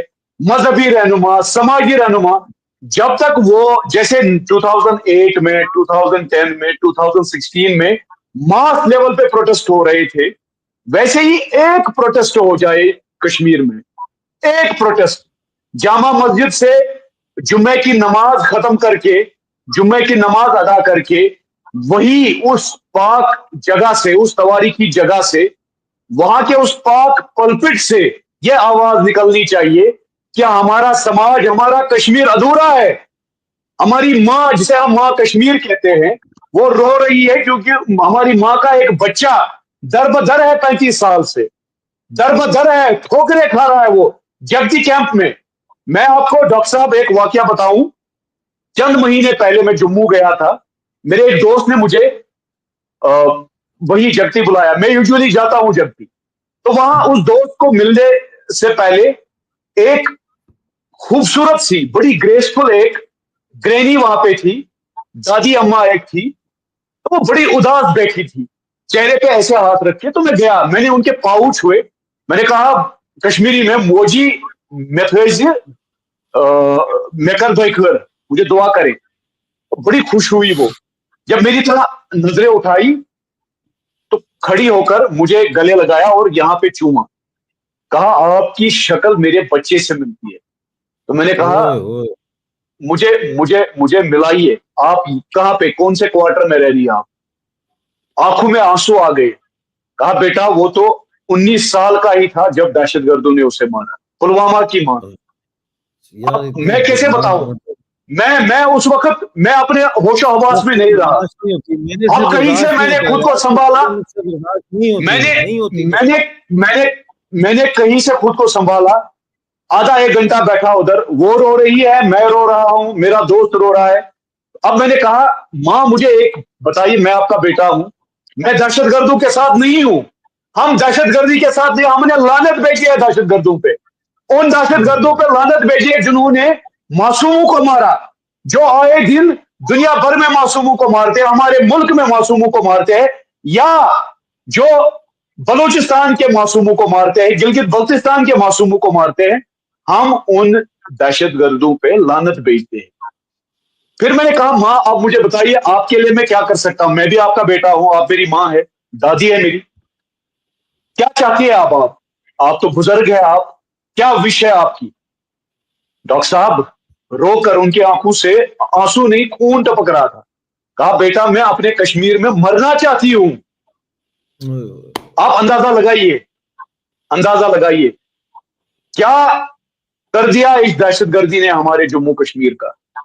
और फिर मैंने पूछा मां मैं मुसलमान तबके से ताल्लुक रखता हूं, क्या आप मुझसे नफरत करेंगी? फिर से उठी, मुझे फिर से गले लगाया, कहा मां कभी अपने बच्चों से नफरत नहीं करती है। ओए होए होए बस ये हमारे कश्मीर की हालत बना दी इस नफरतों वाली आइडियोलॉजी ने। जम्मू कश्मीर के हर एक शख्स पे ये वाजिब है कि वो दहशतगर्दी से नफरत करे, दहशतगर्दों से नफरत करे, दहशतगर्दाना सोच से, उन संगठनों से नफरत करे। और जब तक कश्मीर से आखिरी दहशतगर्द आने होता, जब तक कश्मीर से आखिरी दहशतगर्दाना सोच रखने वाला शख्स दफा नहीं होता, तब तक कश्मीर में अमन आना नामुकम्मल है। तब तक कश्मीर में अमन को हम रियलाइज नहीं कर सकते। हमने देखा 2019 से लेकर परसों तक कश्मीर में अमन आ गया था, लोग बड़े खुशहाल थे। बहुत सारे मेरे कश्मीरी पंडित भाई अपने घरों, अपने बगीचों आते थे। मेरे गांव के मेरे कश्मीरी भाई जो अभी भी एक, आप मानिए एक कैंप में रहते हैं, शेखपुरा में जो सेटलमेंट है वो घर नहीं है, मैं उनको घर नहीं मानता हूं। मेरे जो फैमिली मेंबर कश्मीरी पंडित है वो वहां पे असीरी की जिंदगी गुजारते हैं। वो घर आना स्टार्ट हो गया था उनका। पिछले 3 साल हमने आचार्य अभिनव गुप्ता जी की जयंती मनाई मेरे बीरवा में। आपको यहां पे बताना चाहूंगा मैं डॉक्टर साहब, हमारे कश्मीर के जो लेजेंड है उनमें सबसे आला लेजेंड महामहेश्वर आचार्य अभिनव गुप्ता, जिन्हें एरिस्टोटल ऑफ कश्मीर कहा जाता है, 9th और 10th सेंचुरी के दुनिया के सबसे टॉप इंटेलेक्चुअल मेरे बीरवा में पैदा हुए। मेरे बीरवा में वो अपने पूरे दुनिया जाकर उन्होंने 1200 अपने डिसाइपल्स तैयार किए, अपने स्टूडेंट्स तैयार किए। फिर मेरे ही बीरवा एक पवित्र जगह एक गुफा में चले गए और अभी तक वो राइसी है, अभी तक वो किसी को नहीं पता। और उन्होंने इतनी देखिए ना, किताबें लिखी है।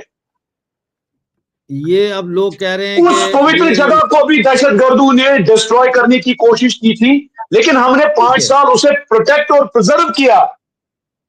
चीजें बहुत अच्छी हो रही थी, लेकिन दहशतगर्दी के एक इंसिडेंट ने हम सब के दिलों को तोड़ दिया। हमारी सोच पे ये दहशतगर्दी का हमला हुआ। आप यकीन मानिए, वहां सिर्फ हमारे वो 26-22 शहीद नहीं हुए, बल्कि हमारे दिल खत्म हो गए, हमारी रूह पे वो गोलियां आ गई है, यकीन मानिए। और मैं आज का जो नौजवान हूं, आज का कश्मीरी हूं, मैं 90 का नौजवान नहीं हूं। मेरे हाथ में कोई गन देगा और मैं मारने निकलूंगा, नहीं।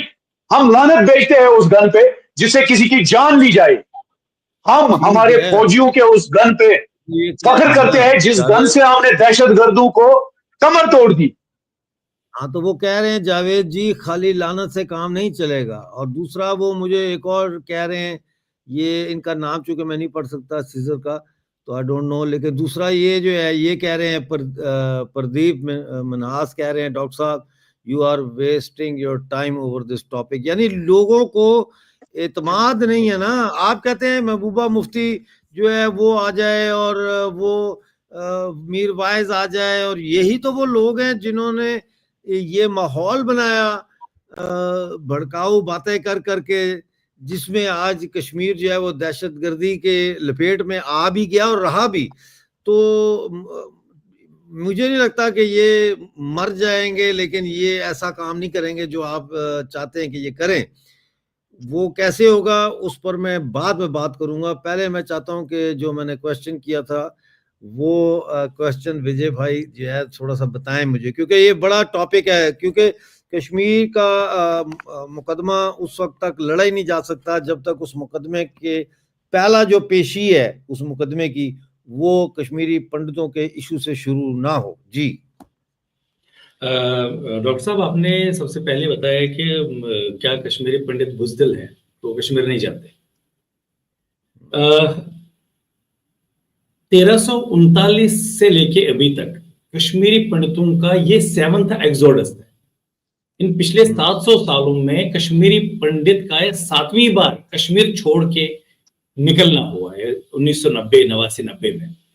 और इन 7 एक्सोडसों के बाद में जो ही थोड़े जो मुस्लिम आक्रांता थे उन्होंने कश्मीर में नरसंहार हिंदुओं का किया, जबरदस्त नरसंहार किया, जिस वजह से समझिए कश्मीर बिल्कुल मुक्त हो गई थी। और कहा जाता है कि सिर्फ 11 घर रह गए थे, कहा घर रह गए थे, 11 घर ही कश्मीर में रहते थे हिंदू, जिस वजह से फिर ये 5 लाख 6 लाख फिर से वहां बसे और वापस आए, आते रहे वो वापस। हालात थोड़ा सा ठीक होते थे तो वो वापस आते थे। आज की डेट में भी वही सिचुएशन है कि कश्मीरी पंडित कश्मीर बिल्कुल वापस जाना चाहता है।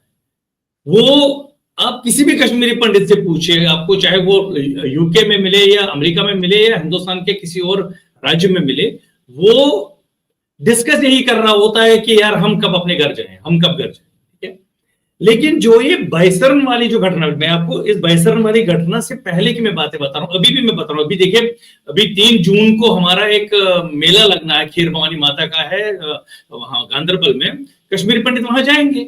ऐसे ही बहुत सारे हमारे तीर्थ वहां होते हैं, क्योंकि हमारी जो माताओं के जो मंदिर हैं जिन पे हमारा विश्वास है, शक्तिपीठ जो है वो कश्मीर में है। सब कुछ हमारा वहीं पर है, हमारी धरोहर है। जैसे अभी बेग साहब बता रहे थे कि पिछले 5000 साल से ज्यादा का इतिहास है हमारा वहां पर। और हर एरिया में आप देखेंगे, चाहे साउथ से लेके नॉर्थ, ईस्ट से लेके वेस्ट, कश्मीर में आपको हर जगह बड़े बड़े हमारे तीर्थ मिलेंगे जहां पर हम हर साल जाते हैं। लेकिन तीर्थ में जाते हैं और फिर जम्मू, दिल्ली वगैरह वगैरह जगहों पे हम वापस चले जाते हैं। उनकी जो सैक्रेडनेस है, जो उनकी तरफ हमारा अट्रैक्शन है, वो कभी हम भूल नहीं सकते। हमें जाना है उधर की तरफ। लेकिन हो क्या रहा है, मैं आपको एक बात बताना चाहता हूं कि बहुत सारे ऐसे परिवार हैं कश्मीर में जो इस ट्रेजेडी में पिछले 35 साल से कश्मीर से निकले नहीं, वो वही हैं। वहीं पर अपने खेतों को देख रहे हैं, जमींदारी, अपनी जॉब, जो भी वो कर रहे हैं। लेकिन जो 3 साल पहले टारगेटेड किलिंग शुरू हो गई, जो एक टीआरएफ, जो लश्कर ए तोयबा का ही एक अंग है, नाम बदल के उन्होंने हिंदुओं को टारगेट करना शुरू कर दिया। जो पंडित अपने सेब के बाग में गया था, वहीं पर पहुंच के उसको गोली मारी गई।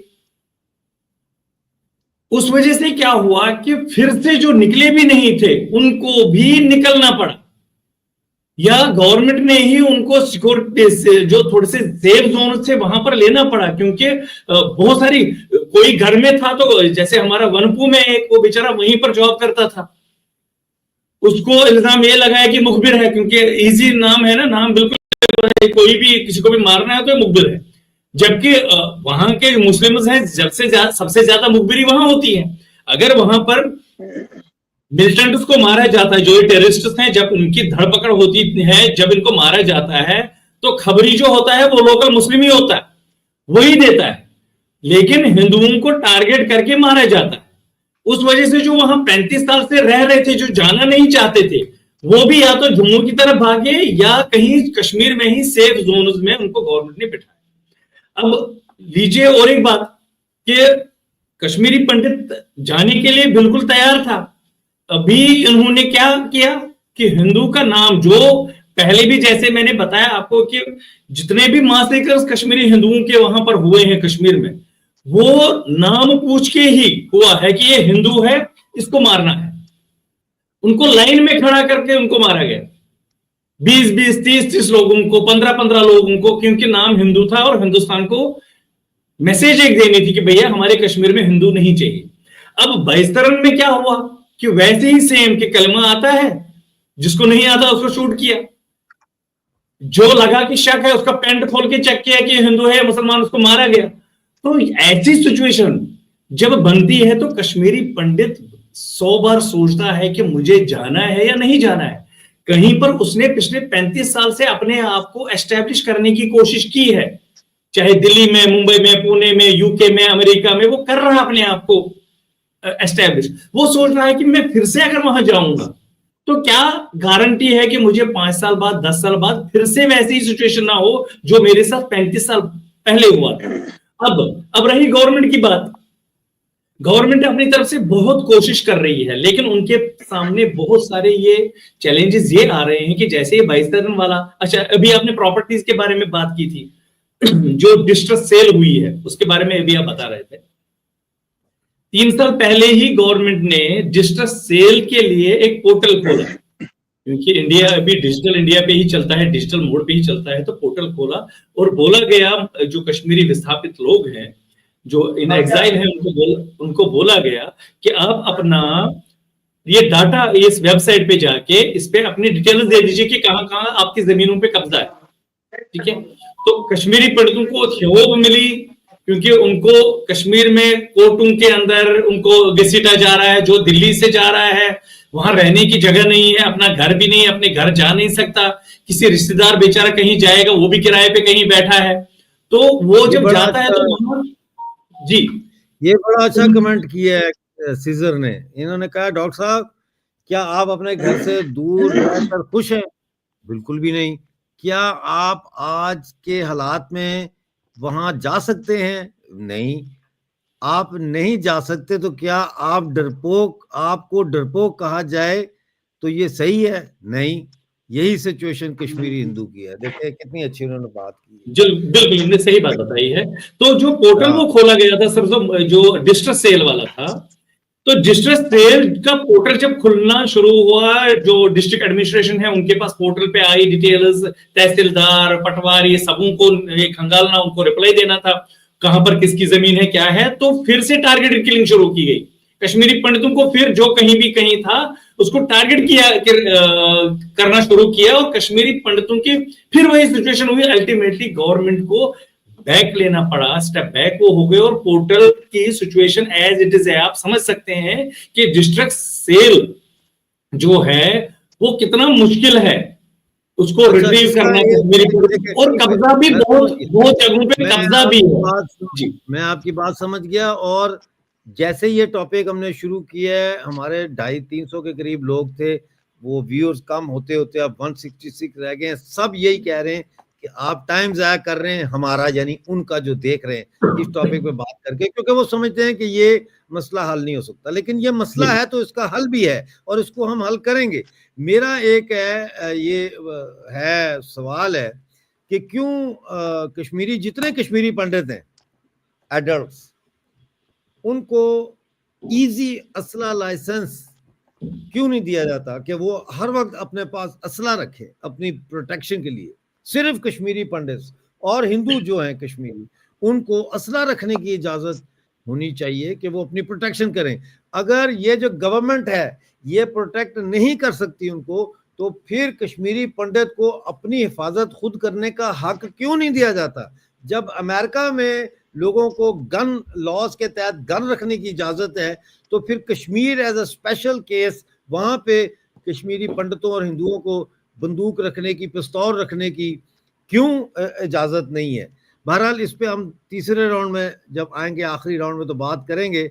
अब मैं जरा देखता हूं कि प्रदीप जी के पास जो है वो कोई खबर है या वो इस बारे में कश्मीरी पंडितों के हवाले से क्या कहना चाहते हैं, क्योंकि कश्मीरी पंडितों को तो लाना है, वो हमारा लिटमस टेस्ट है कि टेररिज्म खत्म हुआ है कि नहीं। बहरहाल जी देखिए डॉक्टर साहब, मैं आप सब लोगों को एक लिंक भेजता हूँ जो यहाँ पर करीबन 40 आपकी आवाज बहुत कम आ रही है, कहीं मेरा तो नहीं है?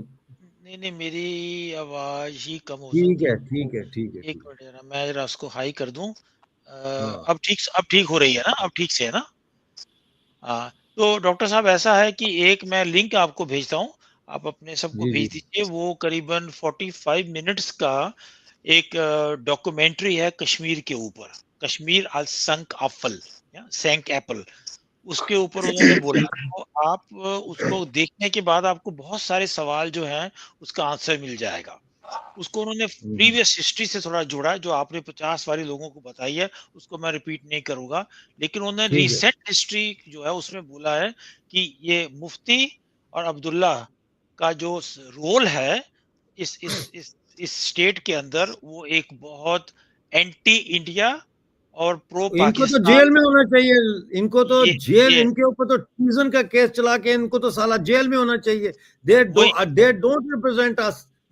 और ये उन्होंने एक मैंने उसको टैग भी किया अमित शाह जी के लिए कि इसको जरा क्लियर किया जाए। अब्दुल्ला साहब ने 2014 में या 15 में अपने घर की रेनोवेशन की है, $45 मिलियन खर्चे उसके ऊपर। वो पैसे कहाँ से आए हैं? और इसी इतना ही अमाउंट मुफ्ती जो है महबूबा, उन्होंने भी इसको यूज किया है। इसको आप इंटरनेट पे देख सकते हैं, क्या उन्होंने ये पैसे उनके कहाँ से आए हैं। और इसके लिए उन्होंने डॉक्यूमेंट्री में ये भी बोला गया कि जो वांटेड टेररिस्ट जिसको आज इंडिया फाइट कर रहा है, उसके छुड़ाने में मुफ्ती साहब का हाथ था, क्योंकि उन्होंने उनकी लड़की जो थी रूबिया, क्या नाम था, उसको हाईजैक दुनिया किया, वो से तो घर बैठी हुई थी। तो अभी तक इंडिया की कमजोरी ये रही है कि क्यों नहीं इन चीजों के ऊपर एक पार्लियामेंट्री सेशन और एक कमीशन बैठा के इसको किया जाए, ताकि कश्मीर की जनता को पता लगे कि हम लोगों की मौतों के पीछे, कश्मीर के पंडितों के एग्जोडिस के पीछे किसका हाथ है।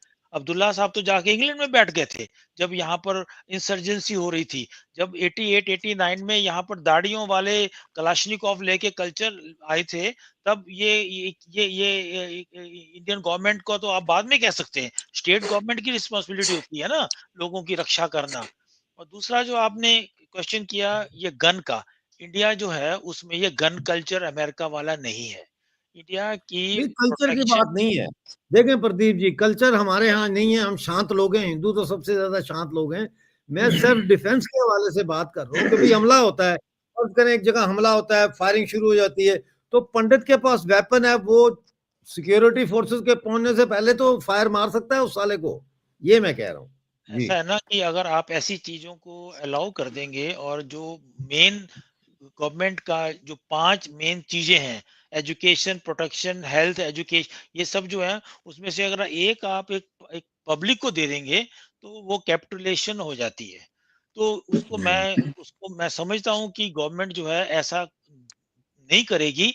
कल पंजाबी बोलेंगे, या जो हिंदू हैं पंजाब में बोलेंगे हम मिनोरिटी वाले हैं, तो वहाँ कुकीज बोलेंगे कि हमें भी वेपन दे दो, हम प्रोटेक्शन खुद करेंगे।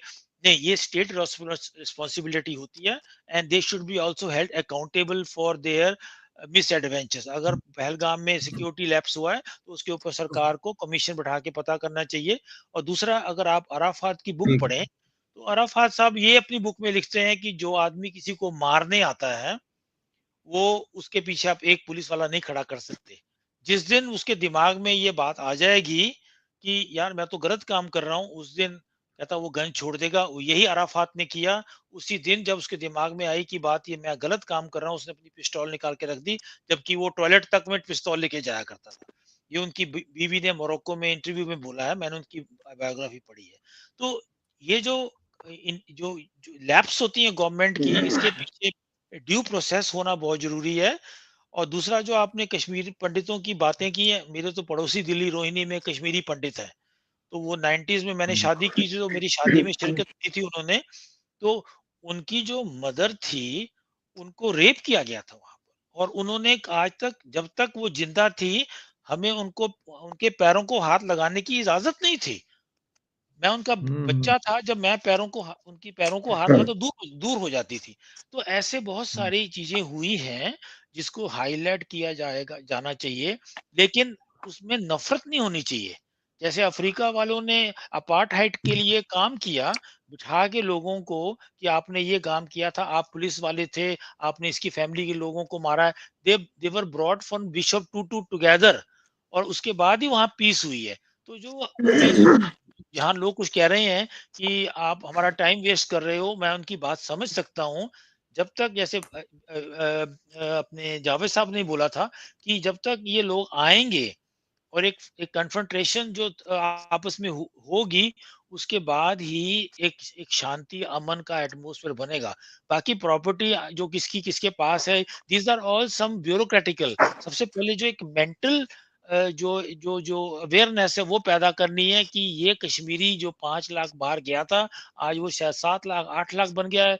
उनमें से बहुत सारे ऐसे हैं जो शायद जिंदा भी नहीं है। अच्छा, उनकी फैमिलीज को वेलकम कौन करेगा? उनकी फैमिली को वेलकम सिर्फ कश्मीरी करेगा। एक आर्मी वाला, एक बीएसएफ वाला, या एक आरआर वाला उसको लेके उसके घर में नहीं जाएगा। ये जो कश्मीरी मुसलमान भाई हैं, ये जम्मू में जाएं और उधमपुर में जाएं और उन लोगों को लेकर आएं, और अगर तुम्हारी जिंदगी की जिम्मेवारी हमारी है, उस दिन आप देखिए कैसे पासा पलटता है। जी, बहुत शुक्रिया आपका। आखिरी राउंड चल रहा है, तो अब मैं लूंगा पहले विजय भाई को और फिर चलेंगे। अच्छा, वो कह रहे हैं जी, बहुत सारे कमेंट आए हैं, कहते हैं डॉक्टर साहब गन से काम नहीं चलेगा, ये मानसिकता बदलनी पड़ेगी। चलो, मैं उनसे एग्री करता हूं। तो चलो मुझे ये बताएं कि मानसिकता बदलने के लिए क्या करें मानसिकता बदलने के लिए, जबकि बगल में जो है वो पाकिस्तान बैठा हुआ है जो भेजेगा दहशतगर्दों को। तो मानसिकता किसकी बदलनी है? पाकिस्तानियों की बदले जाए, आतंकवादियों की बदली जाए, किसकी मानसिकता की बदलने से ये मसला हल होगा? प्लीज जी विजय भाई, आपसे ये सवाल है, तो यही सवाल जो है भाई से करूंगा जी। आवाज। सर, मेरा मानना ये है कि कश्मीरी मुसलमान जो है उसने ऑलरेडी ये रिजेक्ट किया हुआ है। जिस हिसाब से अभी जो 22 रन पहलगाम में जो हुआ, आपने देखा होगा कि वो कोई गांव, कोई कस्बा नहीं था। एक तो जम्मू कश्मीर बंद था पूरा, आप यकीन नहीं करेंगे, जो रिमोटेस्ट गांव भी थे वहां भी जो मुसलमान थे उन्होंने बंद कर दिया, दुकानें नहीं खुली, कैंडल लाइट मार्चेस हुए, सभी लोग, औरतें, बच्चे, स्टूडेंट्स, मर्द औरत सब निकले और उन्होंने इसको रिजेक्ट किया कि जो पाकिस्तान ने ये बहुत बड़ा जो एक घाव लगाया कश्मीरियों के ऊपर। और कश्मीरी भी मानता है कि इस वजह से जो पहलगाम में जो अटैक हुआ, उस वजह से कश्मीरियों का बहुत नाम बदनाम हो गया है। और इसी तरीके से उन्होंने इस नाम को पिछले 4-5-6 सालों से बदनामी को धोया था और लोग उन पे विश्वास भी कर रहे थे। लेकिन जो ये पाकिस्तान ने किया, जिस वजह से कश्मीरी बहुत इससे दुखी है। और वो चाहता है कि आज भी अगर आप देखेंगे कि जो हमारे टूरिस्ट स्पॉट्स हैं, जो आज कल खचाखच भरे रहते थे, वहां पर इतनी भीड़ होती थी, वो आज आपको सुनसान मिलेंगे, क्योंकि ये पाकिस्तान की ना पाकिस्तान जो है जिसने ये वहां पर कृत्य किया, जिसकी वजह से ये प्रॉब्लम, तो कश्मीरी मुसलमान बहुत दुखी है आजकल इस वजह से कि उनके साथ क्या हुआ, हमने कौन सी गलती की थी, और उनका कोई दोष नहीं है इसमें। तो मेरा मानना ये है कि जो भी अभी जिम्मेवारी है, कश्मीरी मुसलमान चाहता है, मैंने अगर आप कहेंगे तो मेरे पास कुछ वीडियोस भी पड़े हुए हैं, मैं आपको भेज सकता हूं, जो इंडिविजुअली कश्मीरी मुसलमानों ने अभी रिसेंटली 2-3 दिन पहले ही उनके वीडियो सर्कुलेट हो रहे हैं, और वो कश्मीरी पंडितों को बोल रहे हैं कि आप आइए, हम आपके लिए यहाँ खड़े हैं, आप को डरने की कोई बात नहीं, कोई भी मुसीबत आएगी, कोई भी दिक्कत आएगी, हम उसके लिए तैयार हैं, आप आ जाइए यहाँ। लेकिन इसमें सबसे बड़ी यही दिक्कत है कि जो ही कोई इस बारे में कोई प्लान करता है, कश्मीर से कोई एक आवाज भी निकलती है कि हमें कश्मीरी पंडितों को लाना है, और कश्मीरी पंडित भी यहां से तैयार हो जाता है कि मुझे निकलना है, तो पाकिस्तान कोई ना कोई इंसिडेंट ऐसा करता है कि जिसकी वजह से जो हम 10 कदम चले होते हैं आगे, हम 100 कदम पीछे हो जाते हैं। यही कश्मीरी पंडित के साथ भी हो रहा है और कश्मीरी मुसलमान के साथ भी हो रहा है, जबकि दोनों फरके, वहां से भी और यहां से भी, दोनों चाहते हैं कि हम कश्मीर जाएं और वहां जैसे हम पहले रहते थे फिर से वैसे रहे। जी ठीक है पुनीत जी, बहुत शुक्रिया आपका। और ये एक मैसेज आया है विजय भाई के लिए, किधर चला गया ये मैसेज, एक आया है, पता नहीं किधर चला गया, चलो आ जाएगा अभी, इसको निकालो, क्या गया विजय भाई यार, अभी मैंने देखा। एक सुभाष जी ने क्वेश्चन किया था कि पंजाब, वो सुभाष जी का क्वेश्चन ये मैंने नोट किया, ये मैंने लिखा है। हाँ, और इस पर जो है सुभाष जी, एक बहुत शुक्रिया, आपने ये क्वेश्चन किया है। ये क्वेश्चन जो है आपका, ये मैं पढ़ देता हूँ। ये सुभाष रेलू जी ने क्वेश्चन किया है, Indian Pakistan borders 5 states, Gujarat, Rajasthan, Punjab, Jammu Kashmir and Ladakh, why can there be maximum terrorism in Kashmir. उनका मतलब यह है कि कश्मीर में मैक्सिमम टेररिज्म क्यों हो रहा है, people also have Hindu and Muslims, जबकि दूसरी जो स्टेट्स हैं उनमें भी हिंदू मुस्लिम है और वो पाकिस्तान से बॉर्डर करते हैं। इसके ऊपर सुभाष जी कल हम लाइव करेंगे, क्योंकि ये जो क्वेश्चन आपने किया है इसको 2-4 जुमलों में बयान नहीं किया जा सकता। इसके ऊपर कल प्रोग्राम होगा और उसमें ग्रेट गेम के कॉन्टेक्स्ट में पाकिस्तान का क़याम और फिर जम्मू कश्मीर के ऊपर हमला, और ये सारी चीजें हम डिस्कस करेंगे। तो कल आप जरूर जुड़िएगा, इसी टाइम पे इंडियन टाइम रात 8 बजे हम जुड़ेंगे। तो ये सुभाष जी का मैंने क्वेश्चन नोट कर लिया, यहाँ पे लिख लिया है मैंने। डॉक्टर साहब, मुझे अगर आप 2 मिनट टाइम दें, क्योंकि मुझे निकलना भी है थोड़ा सा, तो मेरे पास 2 ठीक है, या ले लें आप, पॉइंट, ले लें, ये पॉइंट जो है, ये इसलिए मैं इसको एलाबोरेट करूंगा। उसके पीछे एक बैकग्राउंड है। अभी आपने सबने सुना गया कि इंडिया की डेलीगेशंस बाहर गई हुई हैं, इंडिया का मौक़िफ़ वहां रखने के लिए, उसका वो बड़े कामयाब हुए हैं। और जो यहाँ की प्रेस कॉन्फ्रेंसेस वगैरह में उन लोगों के, आपने यूट्यूब देखे होंगे, छोटे-छोटे क्लिप्स देखे होंगे, मैंने उनको पूरा फॉलो किया। तो वो कहते हैं, जो विजय राणा जी ने बोला था और जावेद भाई ने भी सबसे पहले 2-3 सेंटेंस उसके ऊपर उन्होंने किए हैं। तो जो पाकिस्तानी इंसर्जेंसी का इंडिया के अंदर जो डिवाइड करने का एजेंडा था कि पूछ-पूछ के हिंदुओं को मारना, ताकि हिंदुस्तान के अंदर जो है कम्युनिटी आपस में लड़ें और यहाँ पर एक तरीके से इनके पास डिसऑर्डर हो, वो फेल हो गया, वो कामयाब नहीं हुआ। हिंदुस्तान के हिंदू, मुस्लिम, सिख जो है वो पहले से भी ज्यादा यूनाइटेड हो गए। ये ला रिपब्लिका जो इटली की न्यूज चैनल का एडिटर बोल रहा है। दूसरा उन्होंने बोला कि इंडिया का जो अभी यहाँ पर आके एलोबोरेट करना है, इसके साथ ये हुआ है कि जो FATF का रैंकिंग है, that is once again on table now. ये आ गया है वाकई में। ये जो हमने इसको ढील दी थी पाकिस्तान को, वो FATF में ग्रे लिस्ट में निकाल के इनको किया था, जिससे इनको बहुत सारी IMF की ऑर्डर्स मिलने स्टार्ट हो गए, इनको पैसा भी आना स्टार्ट हो गया। वो it is once again on table और इसकी पैरवाई कौन करेगा? फ्रांस, है ना? ये देखिए 1-2 वीक के अंदर इसके ऊपर एक डिबेट यहाँ होगी और इसमें इंडिया का जो यहाँ पर अभी इस मीटिंग्स के बाद जो इंडियन के एम्बेसडर्स हैं या इनके डिप्लोमेट्स हैं, उनका एक बहुत बड़ा प्रेशर रहेगा। और तीसरी खबर ये है, अगर आप गूगल कर लें तो फ्रैंकफर्ट के अंदर यूरोपियन सेंट्रल बैंक है। उस यूरोपियन सेंट्रल बैंक में जो बड़ी स्क्रीन चलती है, वो 3 दिन से बता रही है कि इंडिया जो है वो नंबर 4th वर्ल्ड इकोनॉमी बनी है और साथ-साथ एक और बताया जा रहा है कि जो difference between Germany and India is only 500 million और वो 500 मिलियन ओए कहाँ होए से होए आया? होए। ओनली 500 मिलियन और जो 500 माय मिलियन जो गॉड। है, उसका डिफरेंस हाँ, कहाँ से आया है? वो जो न्यू गवर्नमेंट है, उसने 500 मिलियन का कर्जा लिया है। हाँ, हाँ, वरना तो हम तीसरी हैं। हम तीसरी है। तो वो कह रहे हैं कि बाकी बकवास करने वाले बड़े होते हैं कि हमारी जीडीपी इतनी बढ़ गई है, ये हो गया है, हमारी जो वन कैपिटा है वो 2500 है, मलेशिया से कम है। तो वो ठीक है। कैलकुलेशंस जो है उसको आप भूल जाइए। इंडिया इज़ हेडिंग टुवर्ड्स और ये जो 500 बिलियन का जो डिफरेंस है जर्मनी और इंडिया के बीच में, it is only because of that credit line. ये मैं आपको बोलना हाँ, चाहता था। तो मैं आपसे इजाज़त लूँगा, मुझे थोड़ा-सा और काम है। ठीक है। कल बड़ी कल ये मेहरबानी। 2-3 कल कल 2-3 हाँ, क्वेश्चन कल मैंने नोट बैठेंगे। किए हुए हैं, उसके ऊपर मैं कल भी जवाब दूँगा। और आप ठीक सब है। लोगों को बहुत-बहुत थैंक यू। जावेद भाई नमस्कार, है ना? त्यागी साहब जी, थैंक आपको यू भी। डॉक्टर साहब। और जब भी मुझे मौका मिलेगा जावेद साहब आपको मैं मिसयूज़ करता रहूँगा। बिल्कुल जनाब, नहीं, शौक से, हमें फख्र है आप मेरे देशवासी हैं। और कश्मीर आइए, अपने दोस्तों को भी कहिए। हमने एक ज़रूर, इनिशिएटिव स्टार्ट किया है, कश्मीर चले हम। आजादी के बाद हमारे मुल्क में स्कूल चले हम एक इनिशिएटिव छेड़ा था।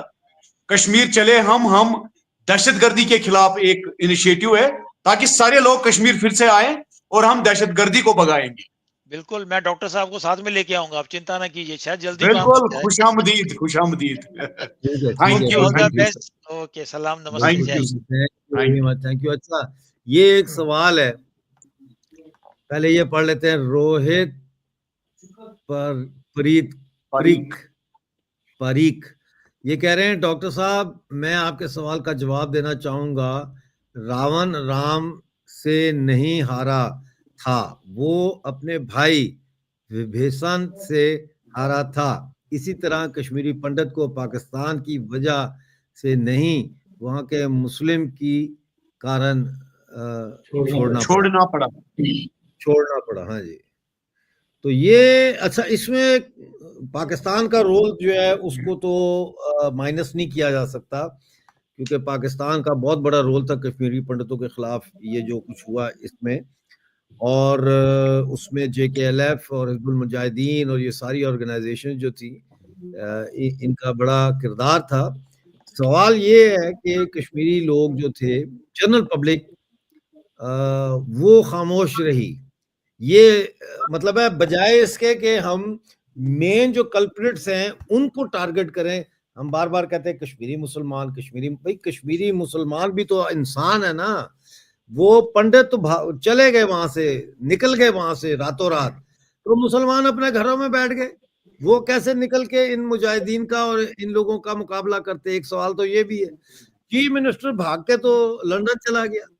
तो ये चीजें पूरा कॉन्टेक्स्ट में देखना चाहिए, सिर्फ एक कम्युनिटी को ऐसे मलाइन नहीं किया जा सकता। और यही सवाल मैं रखता हूं जावेद भाई के आगे। जी जावेद भाई,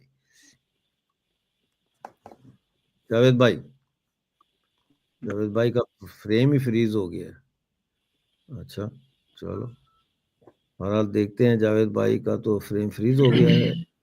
और ये है ना, एक लाइटर नोट पे कश्मीरियों का जो फ्रेम है वो फ्रीज हो चुका है असल में। बहरहाल ये तो मेरा अंतिम विश्वास है। मुझे बस, मैं कहता हूं, मुझे ईश्वर इसीलिए नहीं पहुंचने दे रहा जम्मू कश्मीर, कि मुझे भी वो थोड़ा शांत करना चाहता है ईश्वर। क्योंकि मैंने तो ये ठाना हुआ है कि हमने कश्मीरी पंडितों को वापस लाना है और कश्मीर को POJK के साथ मिलाना है और मिलाने के बाद वहां पे ऐसी सफाई करनी है इन दहशतगर्दों की, आतंकवादी कैंपों की और आतंकवादियों की, कि कम से कम 1000 साल तक जो है वहां कोई दोबारा कोई ऐसा सांप पैदा नहीं होगा। कंक्लूडिंग रिमार्क्स जी आप दे दें आज के प्रोग्राम पर, पाकिस्तान कश्मीर बनेगा पाकिस्तान, कंक्लूडिंग रिमार्क्स प्लीज। देखिए बिल्कुल बिल्कुल, जैसे मैंने यही कहा आपको कि आपने अभी खुद ही ये बताया कि पूरी कम्युनिटी को हम जो कश्मीर के मुसलमान हैं सारे वैसे नहीं हैं, कुछ हैं। मैं देख रहा था कुछ कमेंट्स बता रहे थे मेरे बारे में कुछ कि ये मुल्ला है न जाने क्या क्या, ऐसा बिल्कुल भी नहीं। देखिए मैं कश्मीर में रहता हूँ, मुसलमानों के बीच में रहता हूँ और अच्छे दोस्त हैं मेरे, लेकिन कहीं ना कहीं जैसे एक एग्जांपल मैं कहना चाहूंगा कि जो अभी पहलगाम में जिन्होंने अटैक किया है, जो 4-5 आतंकवादी हैं, वो अभी मिले नहीं है। वो कहीं ना कहीं वहां लोकल सपोर्ट है, ऐसा नहीं है कि लोकल सपोर्ट नहीं है, कहीं ना कहीं ये लोकल सपोर्ट अभी चल रहा है। जिनको उन्हीं को नकेल कसने की जरूरत है, उन्हीं को पकड़ने की जरूरत है। कश्मीरी पंडित पिछले, जैसे मैंने बताया कि 700 सालों से 7 बार उसका पलायन हुआ है, वहां से निकला है। वो कश्मीर उसकी माँ है, उसकी धरती है और पिछले 5000 से ज्यादा सालों का हमारा इतिहास है वहां से। तो मैं इन लोगों को ये कहना चाहता हूं कि कश्मीर में बहुत सारे मुसलमान मैं आपको दिखा सकता हूं, जावेद बेग साहब जो पैट्रियोटिक हैं, जो गालियां पाकिस्तान को दे रहे होते हैं, न जाने क्या क्या बोल रहे होते हैं कि उसने हमें कहीं का नहीं रखा। तो अगर वो लोग पैट्रियोटिक हैं, भारत माता की जय बोलते हैं, भारत के साथ क्षण बशाना खड़े होते हैं, तो मैं उनको कैसे देशद्रोही कह सकता हूं, है ना। तो मेरा ये मानना है कि पाकिस्तान को जितना भी करना है, जितना भी उन्होंने बोलना है कि कश्मीर बनेगा पाकिस्तान, वो उसका सपना ही सपना रहेगा। कल मोदी जी ने भी बताया है कि जो POJK है, गिलगित बाल्टिस्तान है, उसको हम जल्दी से जल्दी, वो लोग भी वहां परेशान है, वो भी यहाँ आएंगे तो हम ये देखेंगे कि क्या बलोचिस्तान, हिंगलाज माता हमारा जाना शुरू हो जाएगा जल्दी ही, वो हम देखेंगे। हमें तीर्थ यात्रा करने वहां जाना है, हमने कटास राज जाना है, हमने शारदा माता जो POJK में कैद है उसको वहां से छुड़ाना है। तो बहुत सारे काम हमने करने हैं। हमने लव और कुश की जो धरती है, लाहौर और कसूर, उसको अपने साथ लाना है। बहुत सी चीजें हैं जो मोदी जी ने अब करनी है। उन्होंने क्लियर बताया है कि, उन्होंने ये क्लियर बात बताई है कि आप रोटी खाओ नहीं तो गोली खाओ। तो इसके अलावा आज तक किसी भी हमारे प्रधानमंत्री ने ऐसी भाषा का प्रयोग नहीं किया है। उन्होंने वहां के लोगों को ही बोला है कि कम से कम अगर आपकी सरकार सुधर नहीं रही है, आप तो उनको सुधारो। तो भारत जो है, भारत सक्षम है आज की डेट में पाकिस्तान को सबक सिखाने का, और उन्होंने डिक्लेयर कर दिया कि ट्रेड एंड टेररिज्म वो एक साथ नहीं चल सकता, पानी और खून एक साथ नहीं चल सकता। तो बहुत सारी बातें उन्होंने बताई है। तो हमें पूरा यकीन है कि जल्दी से जल्दी पाकिस्तान 4-5 हिस्सों में बटेगा। बलोचिस्तान वाले बहुत परेशान है, सिंधु देश हमारा परेशान है, आपका जो धरती है जो कब्जे में है पाकिस्तान, ऑक्युपाइड कश्मीर जो है, वो भी, आप भी, हम भी चाहते हैं कि आप आए और हम एक साथ बैठे, आप भी कश्मीरी, मैं भी कश्मीरी, हम एक साथ बैठे। तो जल्दी से जल्दी वो हमें लग रहा है कि हो जाएगा। बाकी इनको ख्वाब देखने दीजिए।